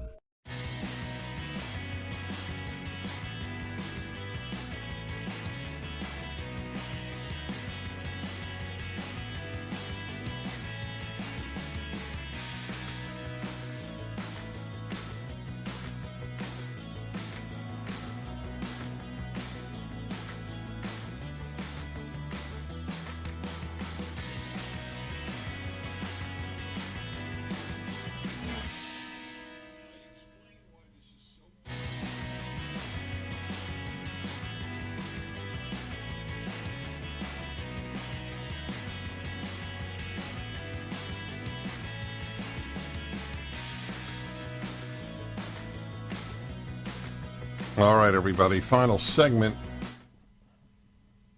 with John Fund, and I thank him so much for all the time that he's given you and me here. And his book is so apt, Our Broken Elections, How the Left Changed the Way You Vote. So I asked you, is steal the election was stolen, is that proper language? And you were answering. No, I wouldn't use it. The election was deeply flawed, and we have to fix it. That's why the last two chapters of my book are good news for America. Dennis, after the election, legislatures in places from Arizona to Georgia to Texas to New Hampshire, many other states, have changed the election laws to either go back to the way they were before COVID or to improve on them, as Georgia did. And I believe that, there's some states where they're going backwards, like California. California's election results are worthy of election procedures are worthy of Banana Republic. But let me tell you something that happened in New York State. Joe Biden won New York State by 25 points. And the Democratic legislature, which has an iron grip on the state, decided, we want to really cement our rule. They put 3 constitutional amendments on the ballot yesterday. The first one was, we're going to make it much easier for the Democratic legislature to gerrymander the state using abstract art and computers to lock down and kick out Republican incumbents the way they just did in Illinois. Secondly, we're going to create a new same-day voter registration system, which is an open invitation to fraud. and misuse. It allows people to register and vote using any address, pretending that they're living in the state when they really just drove across the border. And third, created a system in which it would make it much easier to get an absentee mail-in ballot mailed to you wherever you are, no restrictions, no safeguards. Each of those measures were on the ballot. The union spent millions to promote them, and 60% plus of New York State residents voted against all three of them. They failed miserably. And the media, the mainstream media, says that voters don't care about election integrity. Well, in liberal New York State, they sure did. I consider what you just told me to be as important as Virginia. Yes, and it will get no coverage because it goes against the media narrative. That's right. Which is why people have to listen to your show. Well, that happens to be true, and it's not just my show, but it happens to be true. If one does not read you and people like you, listen to me and people like me, and only the left, they have such a almost perverse view of life, not just of politics, but of everything.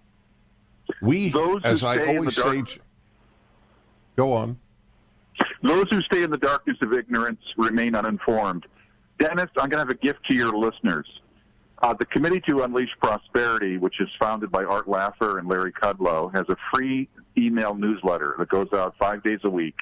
All you have to do is go to the website Committee to Unleash Prosperity. Just Google that. You'll see a button there to subscribe to what is called the Hotline. That's our daily newsletter.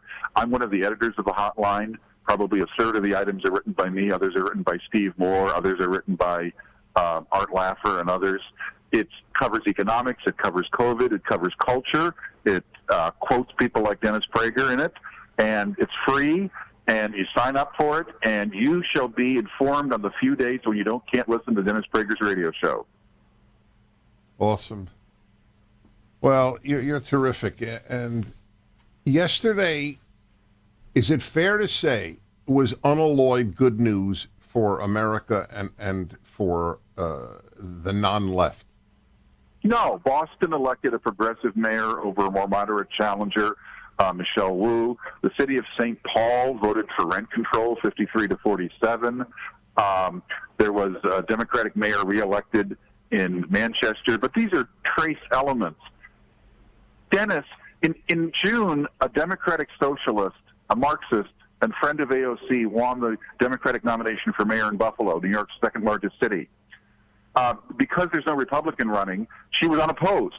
The incumbent mayor, who's more moderate, decided to launch a write-in campaign against this Marxist who was alone on the ballot. He won 60% of the vote. She lost to a blank line. I love it. I love it. John, you're terrific. Committee to Unleash Prosperity for the newsletter, and the new book is Broken Elections, How the Left Changed the Way You Vote. Which is up at DennisPrager.com and mandatory reading for your sake. That is you, my listener, and America's sake. God bless you, John Fund. God bless you. And we're going to win this battle, Dennis. They're on the run, at least temporarily. Well, look, folks, I've never tried to give you optimism when there wasn't. There's a lot of reason now. What was that, Sean? ReliefFactor.com. Try it, folks, for just 3 weeks. You'll know in 3 weeks if it works. So there's a 3-week price of $19.95 for muscle and joint pain. It works for me and everyone I know. Try it for 3 weeks, $19.95, ReliefFactor.com, 800-500-8384.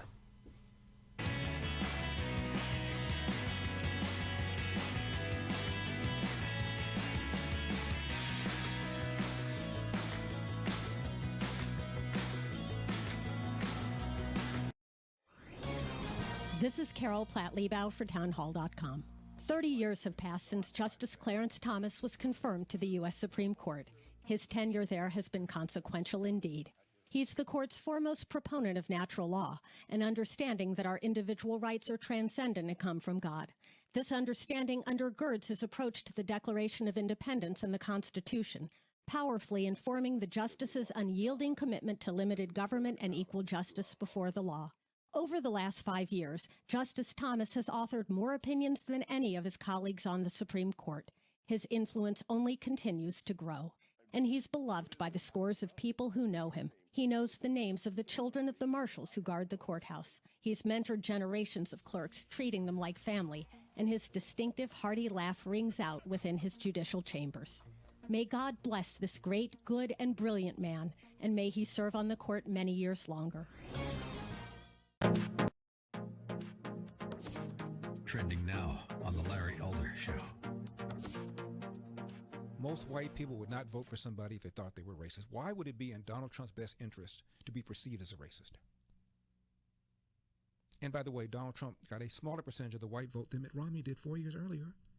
Got a higher percentage of the black vote than Romney did 4 years earlier, higher percentage of the Hispanic vote. And in 2016, he got 8% of the black vote, an increase of 6% over the 4 years earlier when Barack Obama ran for re-election in 2012. And then in 2020, it went from 8% to 12%. That's a 50% increase in 4 years for somebody who's racist. Mainly it's for white people, because white people won't vote for a guy, most of them, if they think they're racist. Keep up with what's trending. Subscribe on YouTube and at rumble.com. This is why we're fighting for the soul of America. You should be able to share ideas without fear of being fired from your job or shouted down. You are not to be heard. This is one of the few things we have no precedent for in the United States. You have the right to remain silent. Look for Salem Now in the App Store or go to salemnow.com.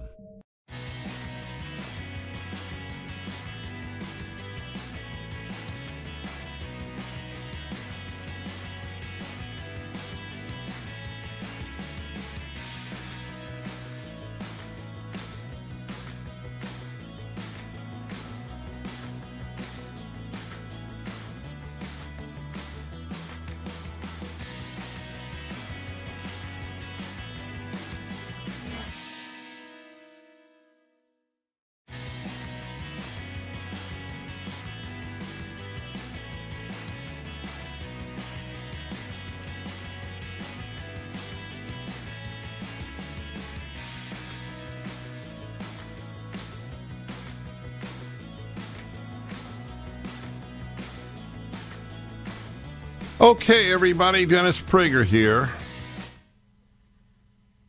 It was an earthquake yesterday. It will not be felt by most Democrats. The left will just be reinforced. I want you to hear the head of the Democratic National Committee, the head of the DNC. What is his name, Sean? He's from South Carolina, I believe. Jamie Harrison, is that correct? He was on with Nicole Wallace on MSNBC. So what did you learn from yesterday? And listen to the... Yes. I know that. So I don't know why that changes what I said. It's okay. It was on yesterday, and what did you learn from yesterday? On yesterday. And the answer is evil. Evil. A word I really only use when I believe something is evil. The Democrats who have adopted leftism are evil. Leftism is evil. Does it mean that the individual is evil in every way? Of course not. There are very few people who are evil in every way. There were honorable, decent, sweet people who followed totalitarian movements all through the 20th century. They were good neighbors, they were good parents, good friends, but they supported evil. That's what the Democratic Party does. And you will hear this in his response. So here it goes from MSNBC with the head of the DNC. Jamie, I heard you say Democrats take the gloves off. When and where is that going to happen? We see Republicans do more with a lie than Democrats do with right. the facts. Okay. So let me tell you why I call that evil. I don't know what the hell they're talking about with the Republicans lie and we tell the truth. This is classic liar talk. They never specify what is the Republican. Give me the list of Republican lies that match America is systemically racist. Men give birth. What? How long a list of left-wing lies would you like? The latest from the CDC that the naturally immune are more likely to be reinfected with COVID than people with vaccines. It's better to have a vaccine than to have had COVID. That's a lie. It's a CDC lie. It goes against the largest study ever done on the issue in Israel, goes against the Cleveland Clinic. But I think truly do, yours truly getting so much attention for my comments about my COVID and saying that I preferred natural immunity to vaccine immunity prompted the CDC to lie in your face, as they did about children with masks. And it's a world of lies. That's what I bring to you every day. And they have the audacity to say Republican lies. But I give you specifics. This is a lie. 1619, the United States was founded, is a lie. America was founded to preserve slavery is a lie. America is rich because of slavery is a lie. Easily refuted. The countries that had the most slaves are the poorest, like Brazil. Brazil had 10 times more slaves, more than 10 times, I believe, than the United States. They should be the richest country in the Western Hemisphere. If slavery makes you rich, why aren't all the Caribbean countries and so many of the South American countries wealthy? We bathe in left-wing lies, and then they have the audacity to say on MSNBC, oh, we got to take our gloves off because they lie. But they don't tell what lies we tell. What lies are Republican lies? Maybe you can call up and tell me what you hear when you hear Republican lie. Go ahead, please. With the facts, public approval, because 60% of Americans think that voting should be easier in America, and with control of the House, the Senate, and the White House, is part of the exasperation. I hear this from a lot of folks who come on the show, that Democrats have the moral high ground, they have the facts on their side, they have the majority of public opinion on their side, and they control all the levers of power. Well, Nicole, I think partly, in the DNA of Democrats is that we believe in government. We believe in good government and good policy in order to help the American people. By the way, that was the one true thing the man said. The DNA of the Democrats is we believe in government. That's correct. The founders of this country did not believe in government. Just for the record, they believed in tiny government. The smaller the government, the bigger the citizen. The bigger the government, the smaller the citizen. That is entirely accurate. That is true for every authoritarian movement. It was true for fascism, Nazism, communism, Islamic totalitarianism, as in Iran. They believe in government. We believe in very small government. Get the hell out of my life. That's what we believe. Leave me alone. Let me fail. That's what we believe. So yes, he told the truth. The DNA of the Democratic Party is belief in government. Continue, please. Good government and good policy in order to help the American people. And we believe that's what people send us to Washington, D.C. or to state houses in order to do. Not to play politics, not to do all of the other things. But we can't forget that we are in a political situation. There's a push and pull that comes along with that as well. And so you got to be willing to throw the elbows as well and be frank and honest and calling the Republicans out for the lies that they have. We know that but they never specify the lies. What are the lies, head of DNC? What are these lies? Call out the Republican lies. Well, I just called out, a half a dozen Democratic lies? So match me. Folks, generalizations without specifics are worthless. Generalizations are very valuable. But if you don't give examples, you're probably lying. The Dennis Prager Show, live from the...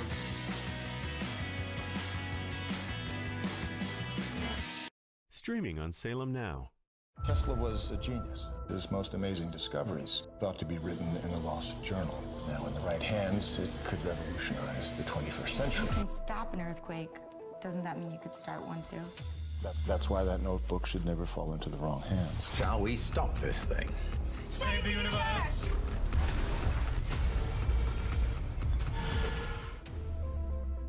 Look for Salem Now in the App Store or go to salemnow.com.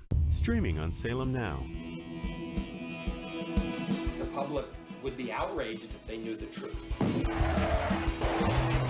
Why do you think our politicians are not on the sidewalk right now talking to you? Don't have no respect.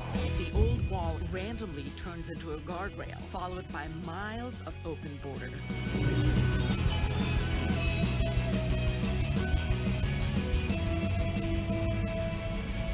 Human trafficking. That journey is extremely dangerous. The 7-year-old girl died in the desert. From the country of India. A great pillar of the community was killed by a man who had been deported at least twice.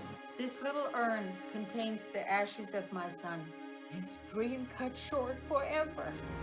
We're so worried about other countries' problems, and we don't even focus on our own. Look for Salem Now in the App Store or go to salemnow.com. Streaming on Salem Now. There's about 57 Muslim states in the world. There's one Jewish state. The massive ingathering of Jews in the last 150 years back to the land is absolutely unprecedented. They say that there's no greater sign of redemption coming than the Jewish people returning to the hills of Judea. As a Christian, I've always supported Israel's claim to the Holy Land. To me, the Palestinians were just getting in the way of God's plan. 300,000 Palestinians are unemployed.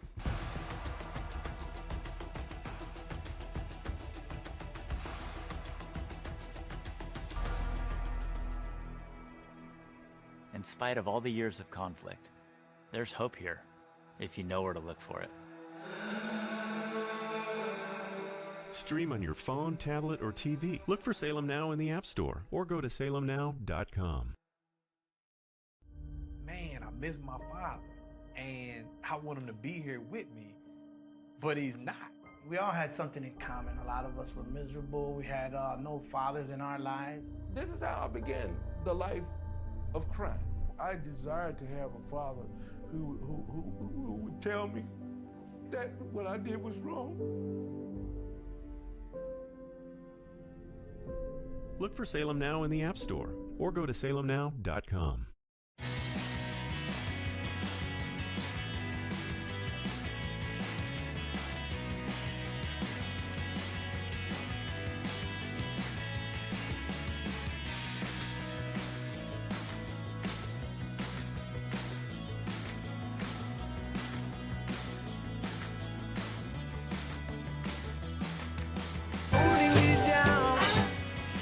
Hey, y'all. Dennis Prager here.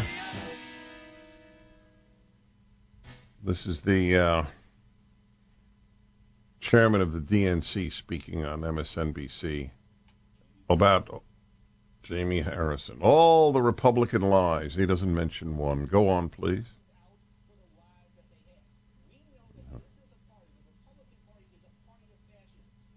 Okay, that's really something. The head of the DNC comes out with the biggest lie of all, that the Republican Party is the party of fascism. So now let's understand this. The party that wants less government, the party that wants less power, is the party of fascism. The party that wants unlimited power is the party of anti-fascism. This is the Orwellian lie of Jamie Harrison. The man is as pure a liar as I have ever heard in my life. Our DNA is government, but they are the fascists.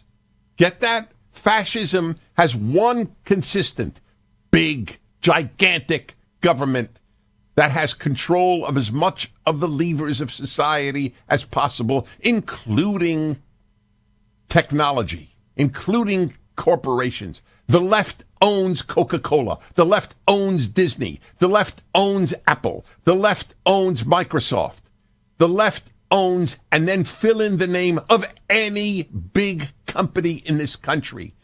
And they have the audacity and nerve and chutzpah and guile to say that the Republicans are a fascist party. The trouble is there are very few Republicans who will say what I just said, not because they're not bright, not because they're afraid to say it. They don't know it. That's right. Most Republicans have no clue about the battle for this country. They have an understanding of this issue here, parents being ridiculed at board meetings. They have an understanding of any given one or two issues, but the large picture eludes them. They should all say that Harrison is a consummate liar and that they are the party of fascism because they are the party of big government in collusion with big corporations. That is the definition of fascism. Okay? Will one Republican say it? I don't know. That's been my frustration all of my life. The party fighting the bad guys doesn't know how to fight the bad guys. They're better than they were. I support them in every election. There's no comparison between them. But there should be an answer to this consummate liar, this Jamie Harrison of the DNC. And I doubt there will be. We return.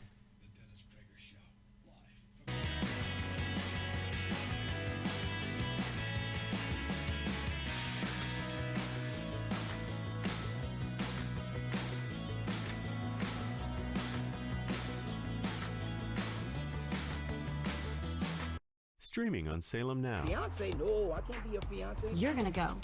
You're gonna be my fiance, and you're gonna be the most amazing, fascinating, most successful man ever. We're only gonna be there for a few hours, eat dinner, and I promise we'll have the best breakup of all time. My baby, my princess. Oh, yeah. Stream on your phone, tablet, or TV. Look for Salem Now in the App Store or go to salemnow.com. Trending now on America First with Sebastian Gorka. How buoyed are you that Americans are finally waking up, JD? Look, I'm very excited about what I'm seeing. Certainly in Virginia, but also in Ohio. It feels like there's a real grassroots movement brewing on the conservative movement right now. And it's, just like in times past, it's not just the politicos, it's not just the establishment folks. Sometimes not even people who are that political, but they're just very fired up about what their kids are teaching. Their kids are coming home crying, upset because they're being told that they're a bad person depending on the color of their skin, and they're just fed up about it. And I think it may very well take down Terry McAuliffe, but I certainly think it is the beginning of a movement all across this country that's going to take down a lot of Democrats all over the nation. In the break, we were talking to my team here, and somebody said, "Well, it's neck and neck, and if Glenn loses by 3 points, that's a big deal in any other normal election." And here's the reaction I have, JD. There is no such thing as a normal election after 2016. Do we have any faith that there will be a normal election? Talk to us about the recent breaking news about Facebook and the censorship of conservatives. You've written a piece about it. How do we get back to quote unquote normal, JD? Oh man, we got a lot of work to do. Facebook did two things basically in the 2020 election, one of which we've known about for a while. They basically censored information that was negative about Hunter Biden and Joe Biden. They promoted information that was negative about Donald Trump. And I really believe that swung the election in a really important way. Keep up with what's trending. Subscribe on YouTube today.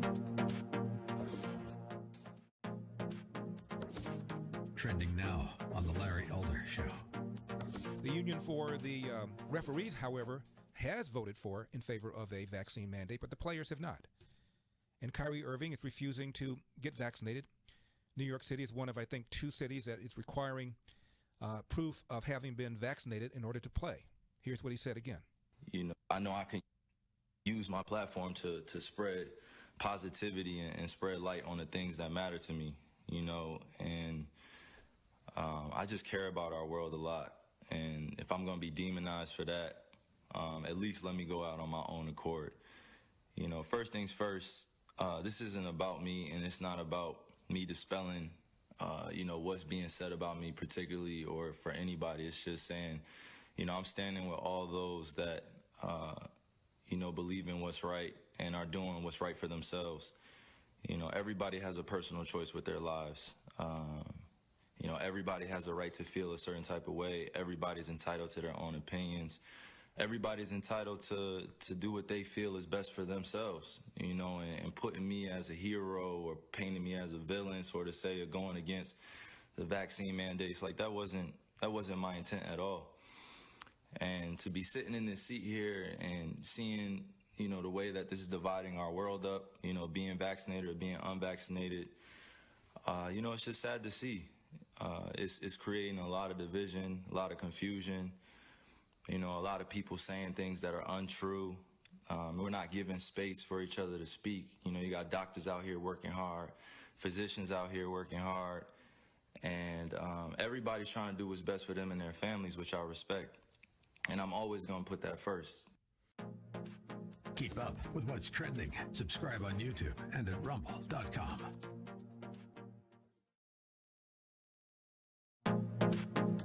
Trending now on The Hugh Hewitt Show.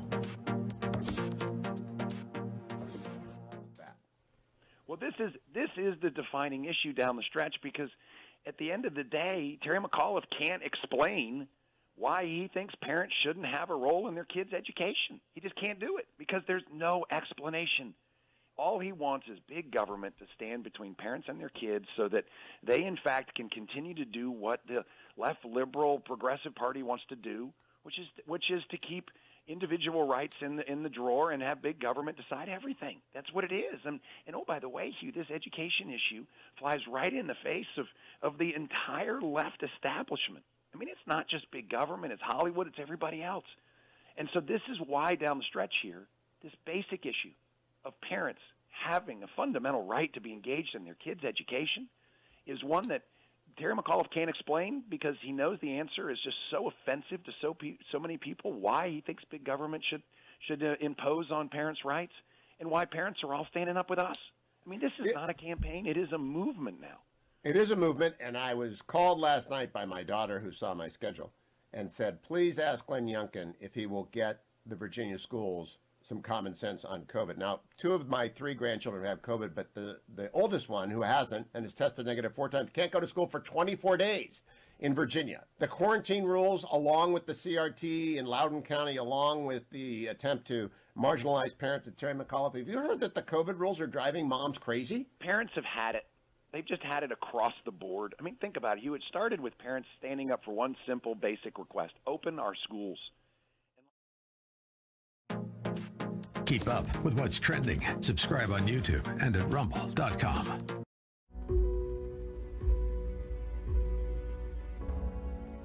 Schools are lining up to push the transgender agenda on kids and cut parents out of the equation.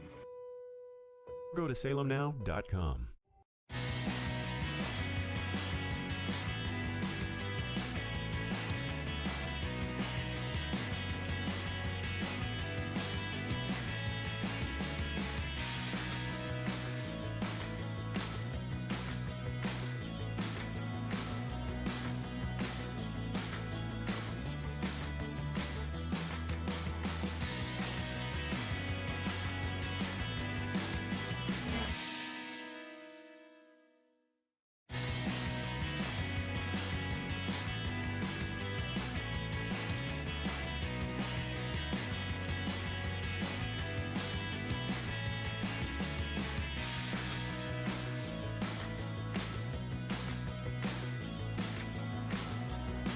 Hi, everyone. I'm Dennis Prager. Big deal yesterday. Big deal in the elections. I've been talking about that. And I've also been analyzing, everything that's going on. I'm broadcasting to you from Houston, Texas. I was at the World Series game last night. I will have thoughts on that, about fans and about how they're treated. It's a very interesting moral issue about how opposing team fans are treated. And just to jump to the end for a moment, the Atlanta fans were treated very well by Houston fans. So I asked the Atlanta fans with whom I sat, how are they treated in New York City? And I'll talk to you about that later. In the meantime, I have Peter Navarro on. Peter Navarro is well known to many of you for good reason.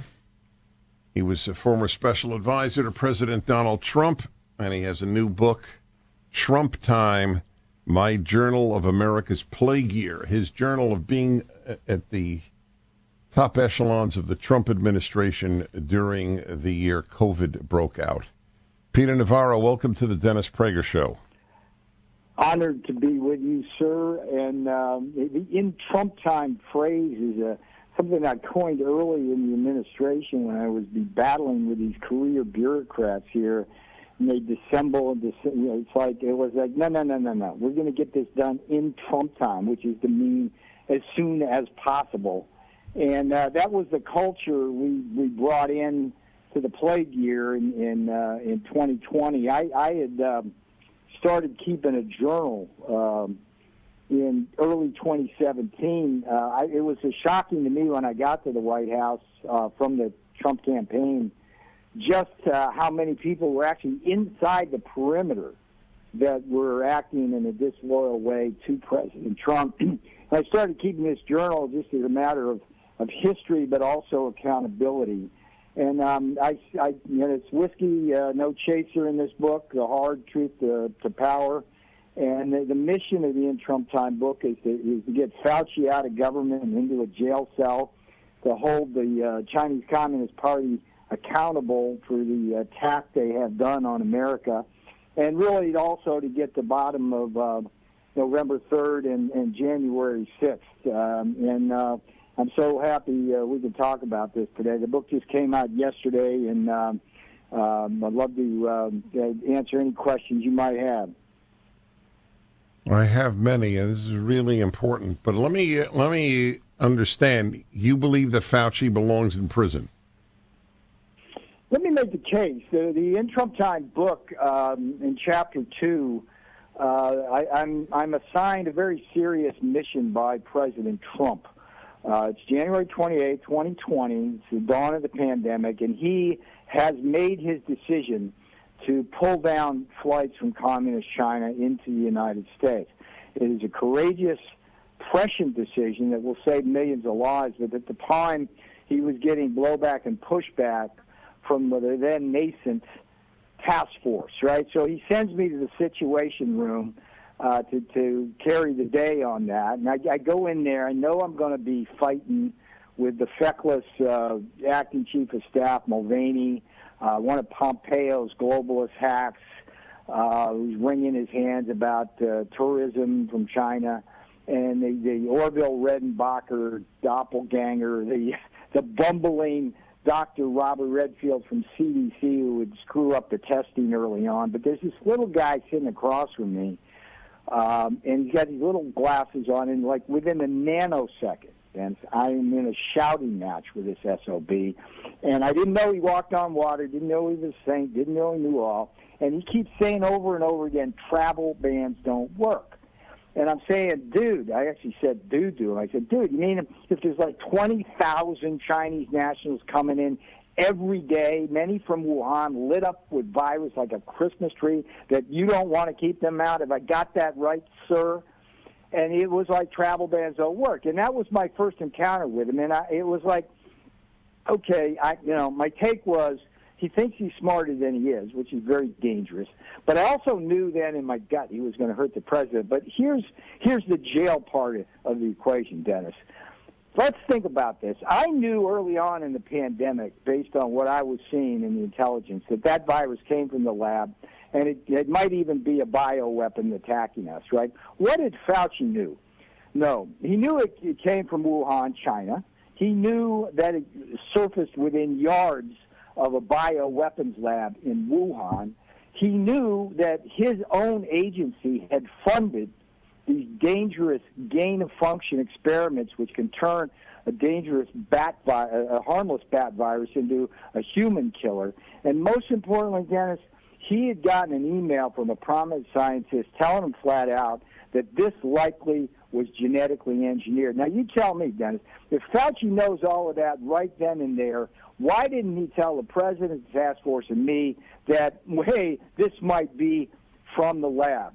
And if he had done that, see, this is the big lie of omission, that he lied to Congress, lied to Rand Paul. For that alone, he belongs in his jumpsuit. That was a lie about whether gain-of-function experiments were being conducted. The lie of omission, though, was the bigger lie, because if he had simply told us that right then, we could have taken an entirely different strategy and saved literally millions of people around the world and hundreds of thousands of Americans.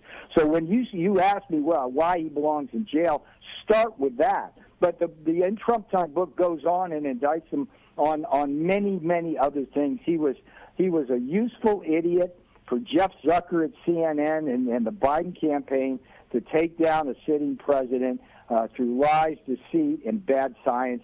And he sits there trying to jab 6-year-olds and make them wear masks.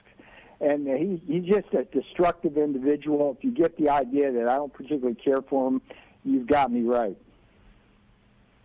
When you said that had he leveled with us at the beginning about the Wuhan lab, it might have saved millions of lives, why would it have saved any lives?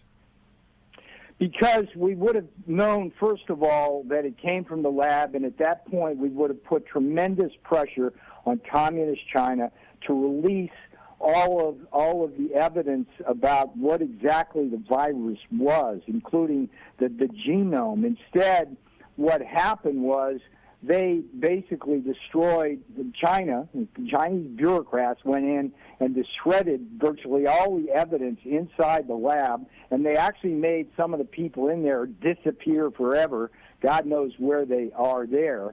So that would have been critical. We would have understood early on that it was a bioweapon, and we could have taken much more aggressive actions towards China to get to the truth of the matter. Now, here's the other thing, Dennis. Not only was this the biggest lie of omission, the most deadly one, at least in world history, what Fauci did, instead of coming clean because he's such a narcissist, he engaged in an elaborate cover-up using cutouts like this guy named Peter Daszak, who was also a conduit for money into the Wuhan lab. But what Daszak did under Fauci's guidance was to organize a letter-writing campaign in prestigious publications with other scientists to spin the narrative that, this was not from the lab, it was from nature, from a bat cave 1,000 miles away. And I was there right at the front lines. I'm telling you,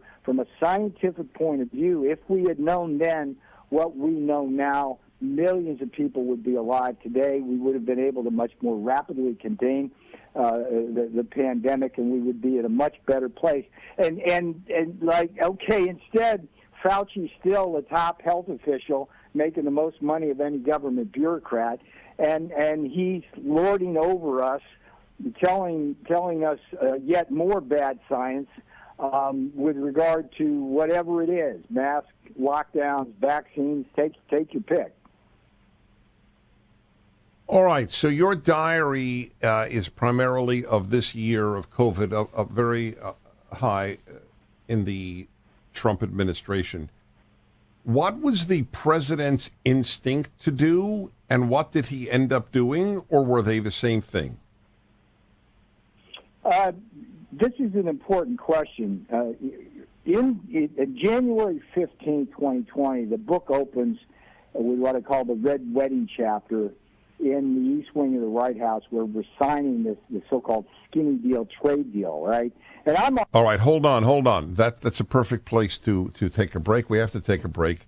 Let me remind everybody that this book, Trump Time, My Journal of America's Plague Year by Peter Navarro, who those who know the Trump administration know how important a role he played, will obviously want to read this. It is up at DennisPrager.com. Trump Time, My Journal of America's Plague Year. Another segment with Mr. Navarro. We're going to talk about yesterday's election.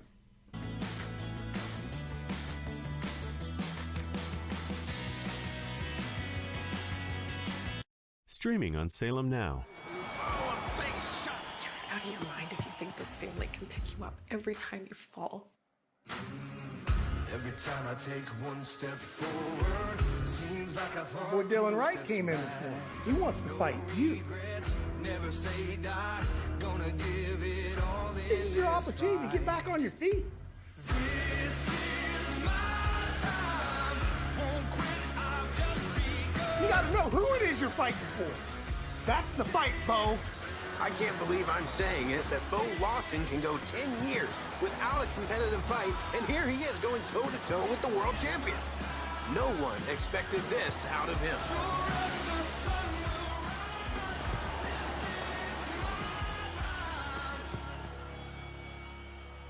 Stream on your phone, tablet, or TV. Look for Salem Now in the App Store or go to salemnow.com. Streaming on Salem Now. The public would be outraged if they knew the truth. Why do you think our politicians are not on the sidewalk right now talking to you? Don't have no respect. The old wall randomly turns into a guardrail, followed by miles of open border.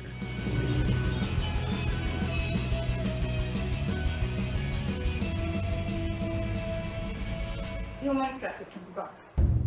That journey is extremely dangerous. The 7-year-old girl died in the desert. From the country of India.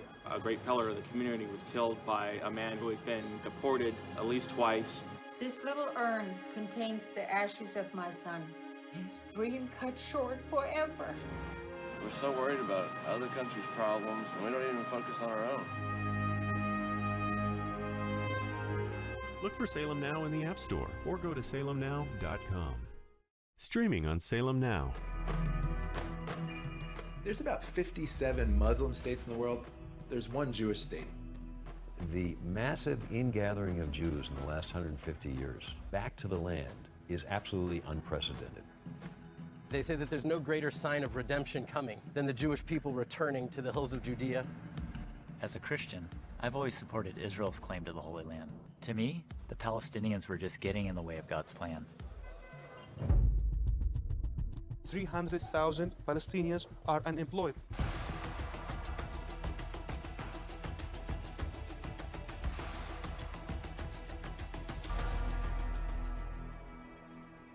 In spite of all the years of conflict, there's hope here, if you know where to look for it. Stream on your phone, tablet, or TV. Look for Salem Now in the App Store or go to salemnow.com. Streaming on Salem Now. We understand that a plane has crashed into... The people who knocked these buildings down will hear all of us soon. Biggest and most costly manhunt in U.S. history. United States killed Osama bin Laden. There are reports surfacing that Al-Qaeda has placed a $50,000 US bounty on the heads of any U.S. Navy SEALs. Nobody's going to survive that. There's nobody in that. This is the single largest loss of life in Afghanistan in a single incident. Most of them are U.S. Navy SEALs. We discovered bullets in the bodies of the Navy SEAls. The military threw them away. More likely than not, that supports a shootout on board. Anybody out there, we have a fallen angel. Stream on your phone, tablet, or TV. Look for Salem Now in the App Store or go to salemnow.com.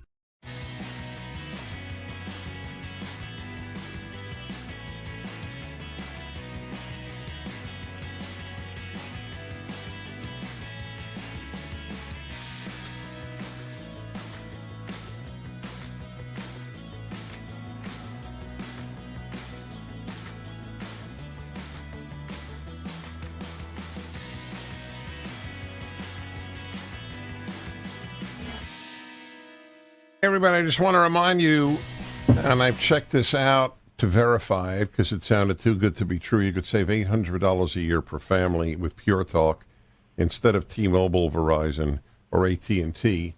And I actually got a phone through them, which, by the way, you can get at an incredibly good price. I got a different number, so I kept my old number. You can keep your old number, get a new number, whatever you want to do. I could just tell you it's the same quality as the big guys, except you only pay $30 a month for unlimited text, unlimited talk, and 6 gigabytes of data. $30 a month. And if you go to pound 250 on your phone now, pound 250, say Dennis Prager, you can get all the information you want. And if you sign up, you save half on your first month using my name. That's pound 250 and say Dennis Prager for Pure Talk. I don't know why you wouldn't do it. It's nice to save a lot of money.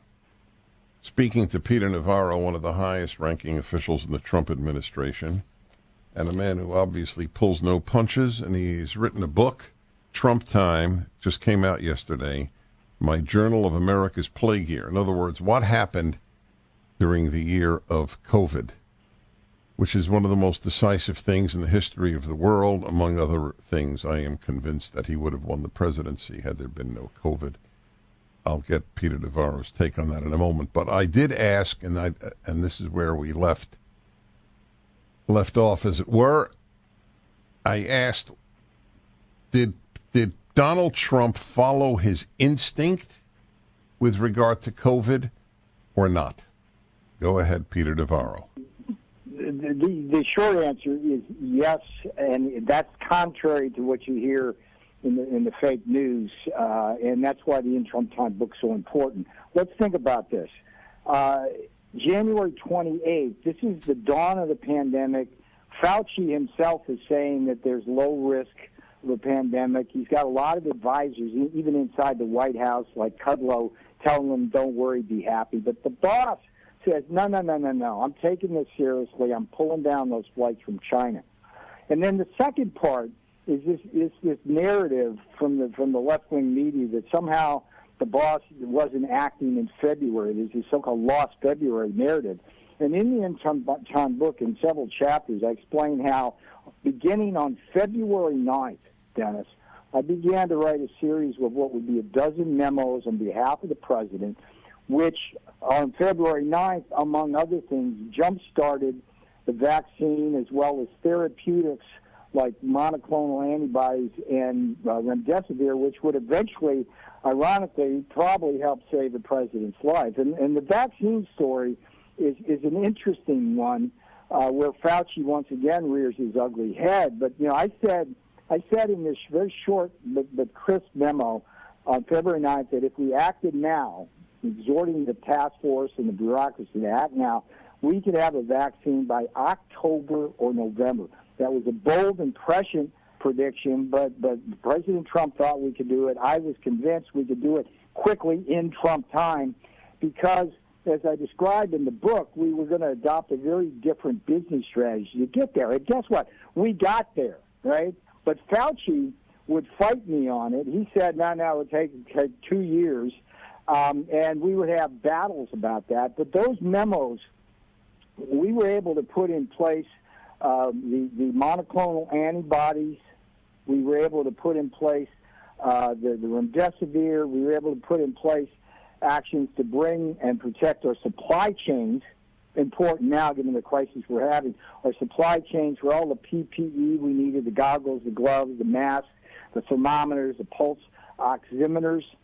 And President Trump's instincts were to calm the public, keep the public calm until we found out whether or not we indeed had a pandemic. But there was no question at the outset privately.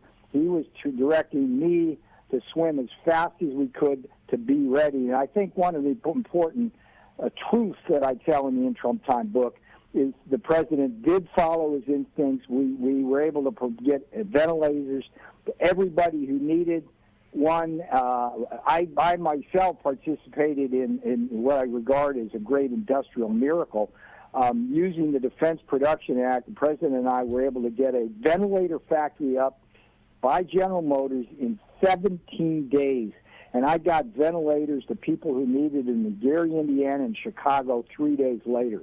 So to your point, yes, he followed his instincts. He never got credit for it. And remember, Dennis, the whole strategy was to blame the president rather than China and use Fauci to deliver that message and tear the president down. So I'm trying to set the record straight here.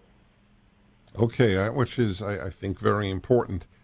When I asked the question, that was not exactly the answer I expected, which doesn't matter. I'm just leveling with you, because I believed that if it were up solely to the president, there would not have been a national lockdown. But I simply may be wrong. Yeah, we can talk about that. That's a separate topic. But remember, we were in the fog of war there. I think there would have been the initial lockdown. You got to remember, we were in the fog of war and we didn't know what we were up against. By the way, because Tony Fauci didn't disclose that he had engineered that bioweapon at that lab, right? But the president was very quick to understand, and I actually spoke out about this on TV and to the New York Times, is that very quickly the president understood that the costs of the lockdown were far in excess, right? Because by locking the thing down, we were destroying our economy, but we were also having these unintended consequences, like people who needed to get kidney dialysis or a breast biopsy or any kind of treatment were being denied that, so that was going to kill people. So I understand your question there.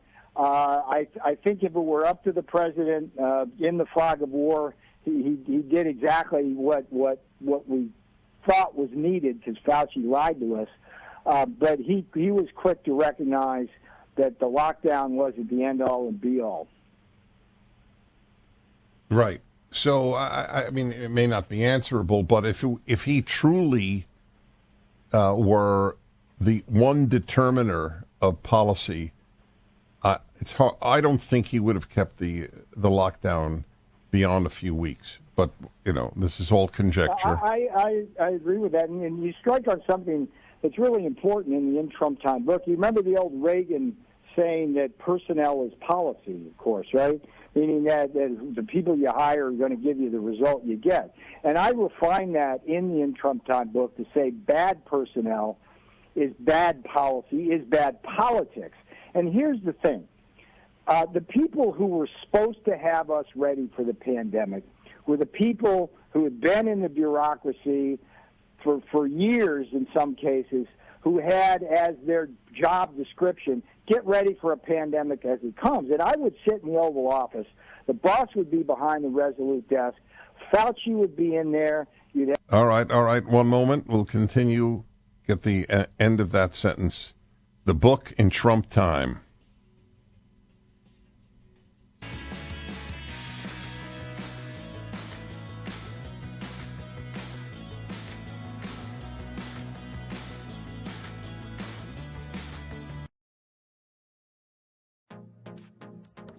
Trending now on the Mike Gallagher Show.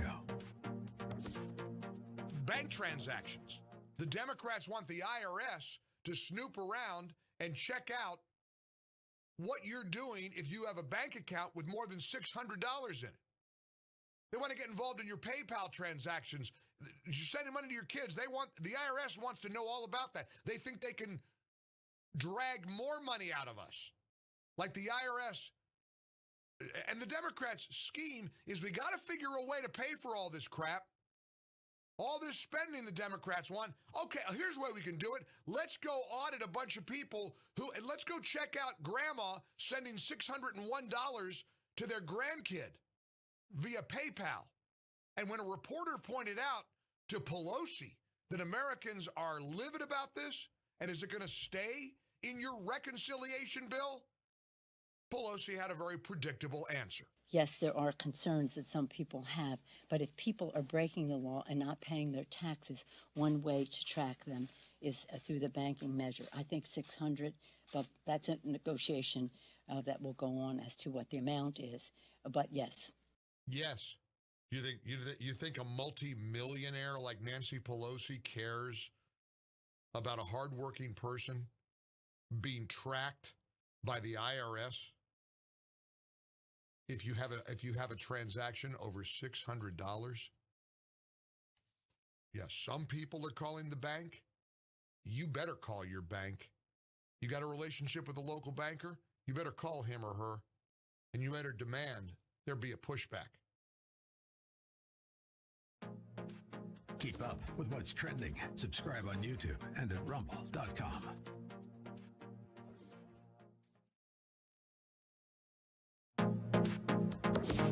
Trending now on the Eric Metaxas Show. Why don't we talk about Southwest Airlines, which has been in the news very recently. Basically, Southwest had to cancel over 1,000 flights, and they claimed initially that it was for the weather, and a lot of them were actually out of Florida, and ironically, I was actually out speaking at a conference in Miami, and it was beautiful weather when I flew out on Sunday. So so this was, of course, not weather-related. They're trying to claim that it wasn't for pushing back against the vaccine mandates, but what a lot of people are speculating, and what I think there is some merit to, is that there is a group now of pilots who are saying we are refusing to be coerced by our employer to take the vaccine. And in fact, the Union of Southwest Pilots has filed a lawsuit in the Federal District of Texas. What's interesting, Eric, is that traditionally conservatives have been kind of anti-union for a lot of really good reasons. Oh, yeah. And to say that, we are coerced into having to give union dues, and then they, of course, funnel those dues to Democrat candidates or things like that. But this shows the power of collective bargaining. This group of pilots is now pushing back and saying we will not be coerced by our employer into unilaterally modifying our employment conditions to take a vaccine that could, by the way, have a lot of negative influence. I mean, there was a friend of mine who was even saying the other day that a friend of his, who is a pilot for a different carrier, has some anecdotal evidence to say that there have been some pilots who have had blood clots or, the myocarditis, other things at altitude. And so there are a lot of pilots that are very concerned about that. Keep up with what's trending. Subscribe today at rumble.com.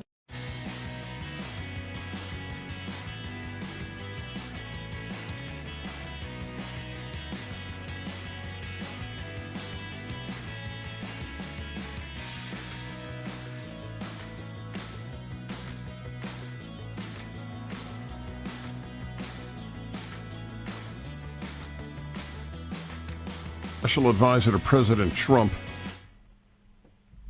Book came out yesterday. It's called In Trump Time, my Journal of America's Plague Year. And we were talking about the lockdown and other things. There's so much, actually, because I have followed this, not as much as you were in the middle of it, but as an outsider, a great deal. So the president, for example, mentioned hydroxychloroquine and zinc, which, for the record, I took for the last year and a half, along with ivermectin. I had COVID 3 weeks ago. I had a cough and some chills, and that was the extent of it. And I believe that the hydroxychloroquine, zinc, ivermectin, vitamin D, etc., plus, of course, the monoclonal infusion, which you mentioned as well, all played a spectacular role in keeping me healthy. What happened to the president and advocacy of therapy over vaccine? We got our knees cut out from under us, and it was a combination of Fauci, Stephen Hahn at the FDA, as well as the current chairman of the FDA, Janet Woodcock. And I'm so glad you mentioned this, Dennis, because the longest chapter, Chapter 7, in the In Trump Time book is an homage to Perry Mason. It's the scurrilous case of hydroxy hysteria, meaning the undue fear of hydroxychloroquine, a drug which has been in use for over 60 years and is literally so safe that it's prescribed for pregnant mothers going into malaria zones. I mean, but what happened was as soon as the president said that hydroxy might work, the left-wing media and Fauci and eventually the FDA just rained terror upon that drug in a way which was despicable. And I blame, in the Trump Time book, Fauci, blood on the hands on Jeff Zucker, particularly at CNN, because his network was a prime purveyor of this hysteria, and a whole host of other people in the healthcare bureaucracy. Here's the thing about hydroxychloroquine. We now know, based on hundreds of thousands of data points, what I knew then and said then, which is that hydroxychloroquine, if you take it under a physician's care in the first 7 days of an infection, in all probability it will reduce the severity of your symptoms, reduce the length of it you might have in the hospital, reduce the probability you have to use a ventilator, and take death off the table. And Dennis, it broke my heart to lose that battle. It literally broke my heart. I had 64 million tablets available to me at my fingertips through FEMA that I could have got to 4 million people to treat them who got COVID. And if I had been allowed to do that, there would be 50,000 more Americans alive today.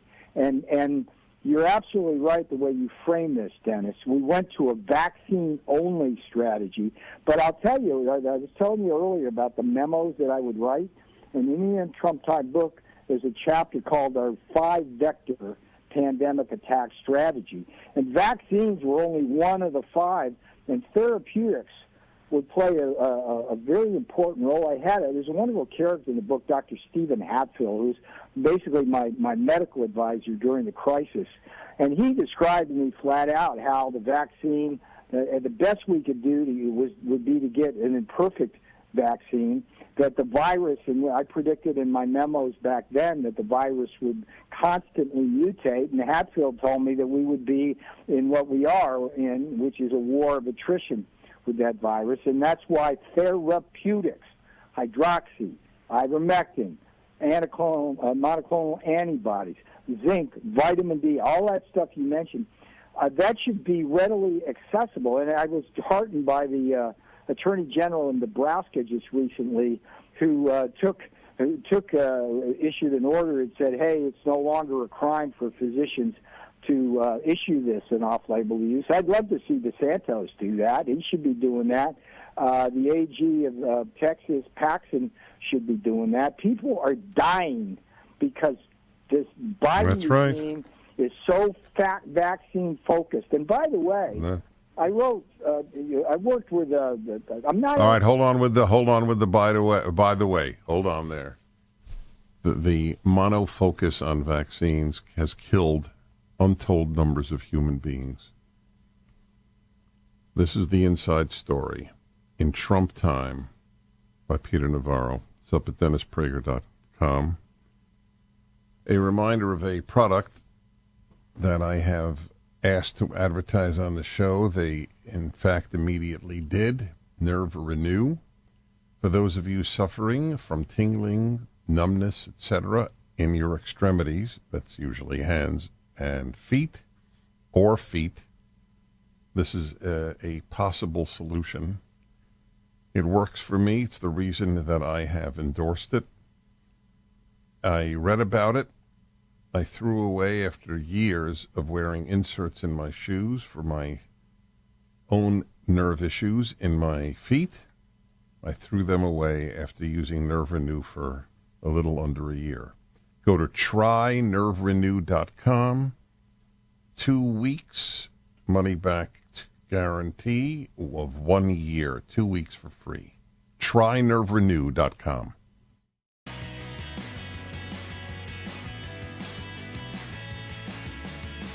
Streaming on Salem Now. Tesla was a genius. His most amazing discoveries thought to be written in a lost journal. Now, in the right hands, it could revolutionize the 21st century. You can stop an earthquake. Doesn't that mean you could start one too? That's why that notebook should never fall into the wrong hands. Shall we stop this thing? Save the universe!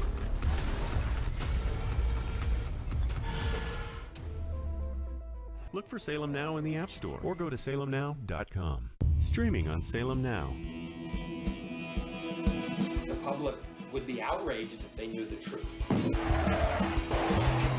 Why do you think our politicians are not on the sidewalk right now talking to you? Don't have no respect. The old wall randomly turns into a guardrail, followed by miles of open border.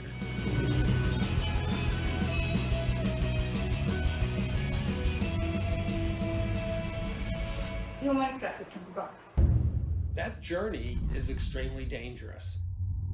The 7-year-old girl died in the desert. From the country of India. A great pillar of the community was killed by a man who had been deported at least twice. This little urn contains the ashes of my son. His dreams cut short forever. We're so worried about other countries' problems, and we don't even focus on our own. Look for Salem Now in the App Store or go to salemnow.com. Streaming on Salem Now. There's about 57 Muslim states in the world. There's one Jewish state. The massive ingathering of Jews in the last 150 years back to the land is absolutely unprecedented. They say that there's no greater sign of redemption coming than the Jewish people returning to the hills of Judea. As a Christian, I've always supported Israel's claim to the Holy Land. To me, the Palestinians were just getting in the way of God's plan. 300,000 Palestinians are unemployed.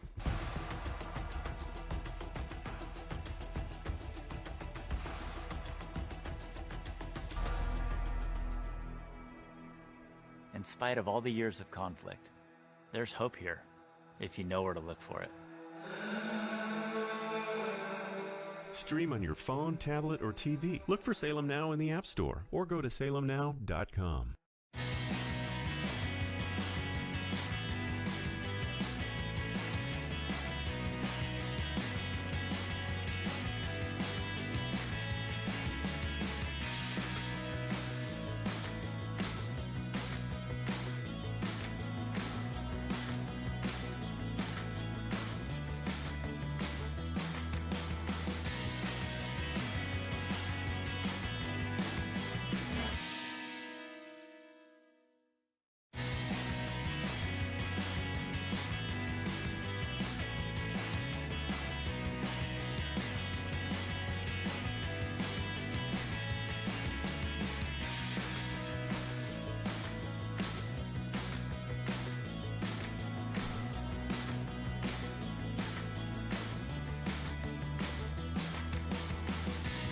Peter Navarro is one of the highest-ranking officials in the Trump administration, and especially during the COVID year, and so he's now written his memoir of that, In Trump Time, it's called. In Trump Time, my Journal of America's Plague Year, we were talking about the obsession with vaccine over therapeutics.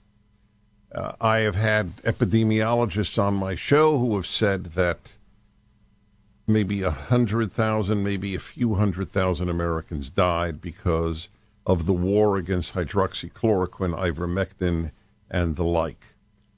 So you were saying, is this correct, that you were saying that in a sense, in that war of nerves, Fauci and the media defeated the president? Oh, sorry, I didn't put you on. I'm so sorry. Go ahead. Yeah, well, yes. The answer then is yes. In the In Trump Time book, I describe in detail in Chapter 7 the war on hydroxychloroquine.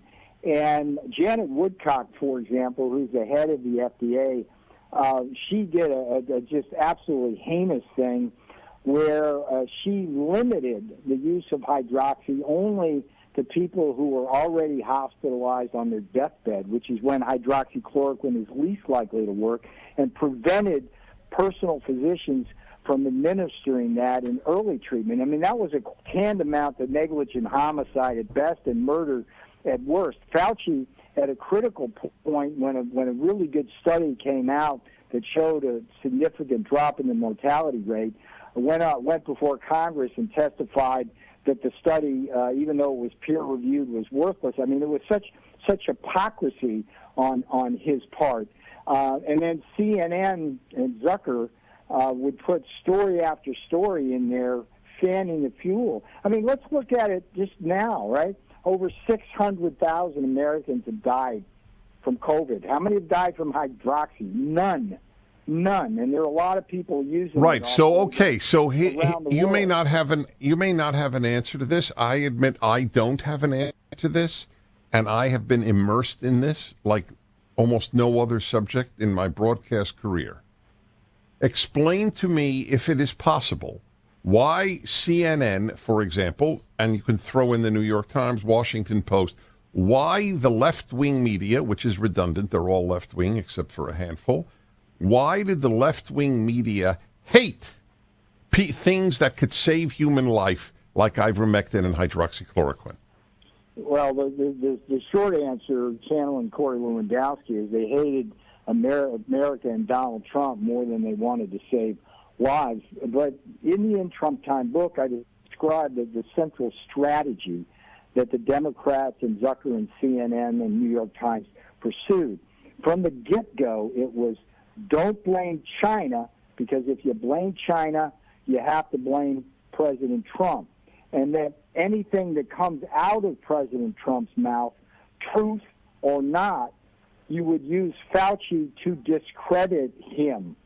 So whether it was on hydroxychloroquine or lockdowns or masks or vaccines, I don't know if you know this, Dennis, but the Pfizer, in Trump time, it's like there's a chapter, again, it's like the curious case of the delayed vaccine.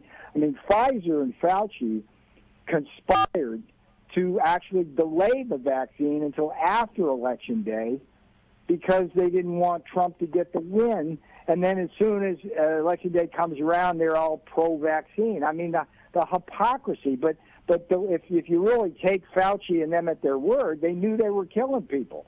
Okay, you needed a vaccine right away, but, oh, no, you're going to delay it for political purposes. Dennis, this is the most despicable thing I've ever seen. It's all documented, fact-based, science-based, data-based in the In Trump Time book. This is a book both of revelations and indictments. And by the time people get through reading this thing, I want Fauci in jail. I want the communist Chinese held accountable for it. I want Woodcock at the FDA fired. I want Stephen Hahn, who used to be there, held to account for this. And I want Zucker out of CNN because a guy who basically orchestrated cover-ups and lies that wound up killing people does not belong at the head of a major news network. Full stop. Well, you got me as a reader. The book, folks, is In Trump Time, my Journal of America's Plague Year. Peter Navarro, thank you for writing it. Thank you for your service. It's been a great pleasure, sir. Thank you very much. Yes, exactly. David, Naples, Florida, hello. Yes, Dennis, thanks so much for taking my call. I've listened to you and for a long time, and believe it or not, this is the first time I ever called any type of show. But I wanted to glad you did. Share something with you. My wife has been on hydroxychloroquine for over 10 years for other ailments such as RA and that. And just recently, she was in the hospital for 5 months in Naples, Florida, and it wasn't because of COVID or anything. But my wife, she has no immune system. She doesn't have a spleen. She does not have a pancreas. She had a total pancreatectomy 20 years ago and an islet cell transplant that was done by some Israeli doctors. And so we saved her life there, but she's been on hydroxychloroquine for over 10 years. She just was in the hospital here, as I said, for 5 months.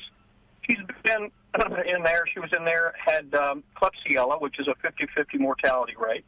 About a year or so ago, she was in and had salmonella that attacked her brain.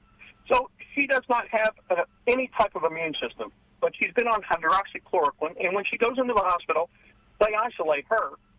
But you would think that my wife would be a person with a very brittle, non-existing immune system, would have caught COVID, and she didn't because she was on hydroxychloroquine. Yeah, well, I believe that. That's right. The New York Times and Washington Post and CNN and the Democratic Party are complicit in mass death in this country because of their lies about therapeutics. That's it. Either I'm right or they're right.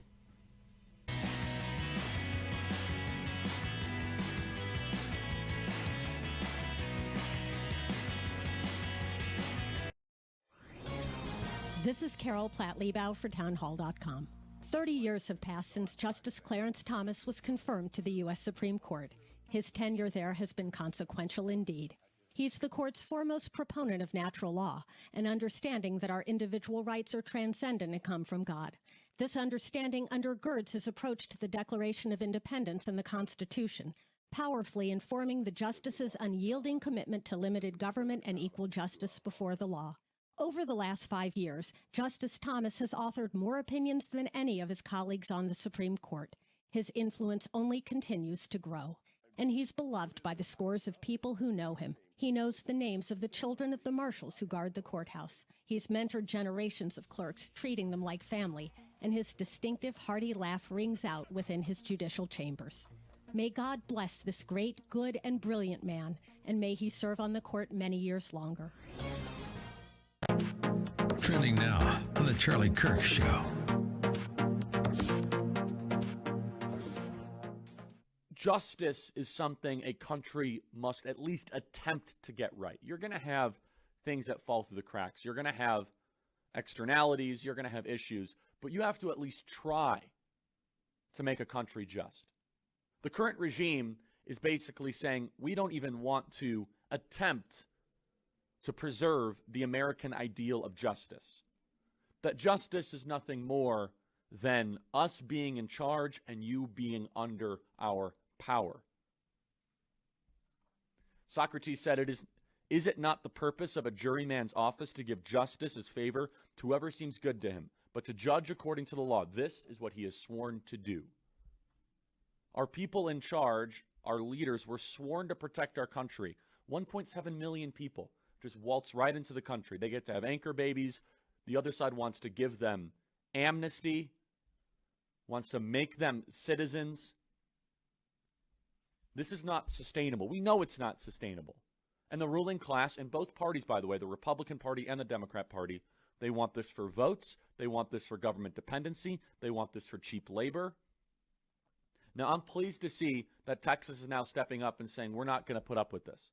Texas needs to defy federal authority, arrest every single person that comes from this caravan. They need to be welcoming this caravan, not with benefits and signs, but with handcuffs and chartered flights back to right where they came from immediately. No questions asked. Don't put them in front of a judge. Put them on a plane and get them back.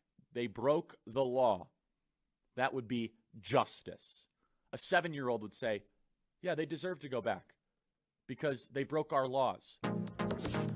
Keep up with what's trending. Subscribe on YouTube and at rumble.com.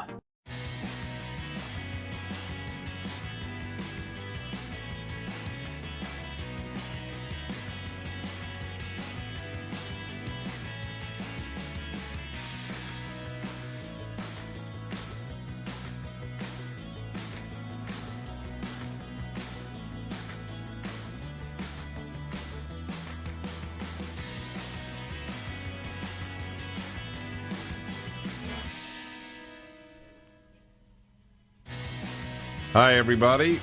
Final segment here. Major day yesterday. The left will learn nothing. I played for you the comments of the head of the DNC. Well, now we're just going to have to expose how the Republicans are fascist. That's right. That's all they learn. How can we lie more? The lies till now have not been effective Shanna in Castle Pines, Colorado. Hello. Hi, how are you doing, Dennis? I wanted to talk to you about some things that don't make sense to me. Peter Navarro, he actually did not tell the truth. So the first thing I want to know Wait. That's not why you called. Please talk about what you told the screener. Okay, no problem. It was about thank you. The Republicans, yes, no worries. Right now, the Republicans are tweeting out, this includes Ken Buck, who's my congressperson. They're upset because the Chinese government is now saying that you can't have critical communist theory, if you will. They're not allowed to teach things about their communist heroes that put their communist heroes in a bad light. And that is exactly what's going on with critical race theory. We're not allowed, just like in China, the Republicans don't want us to be allowed to speak about, American heroes if we're going to critique them about how they had slaves and how they didn't live up to the Constitution that they wrote. So you believe that critical race theory is a critique of the founders primarily? I wouldn't say primarily. All right, because that's what you isolated. All right, look, only because of time, I would like to actually talk to you at length about this. The issue is not, are they critical of the founders, the left, the teachers' unions, and so on. It's, do they dismiss them as essentially scum? Everybody criticizes the founders for having slaves. However, a sophisticated individual understands that you do not judge people by the practices of their ages. You judge them, or if you will, you do not judge them harshly if they practice what was almost universally practiced. What you do is you judge them for how they stood out.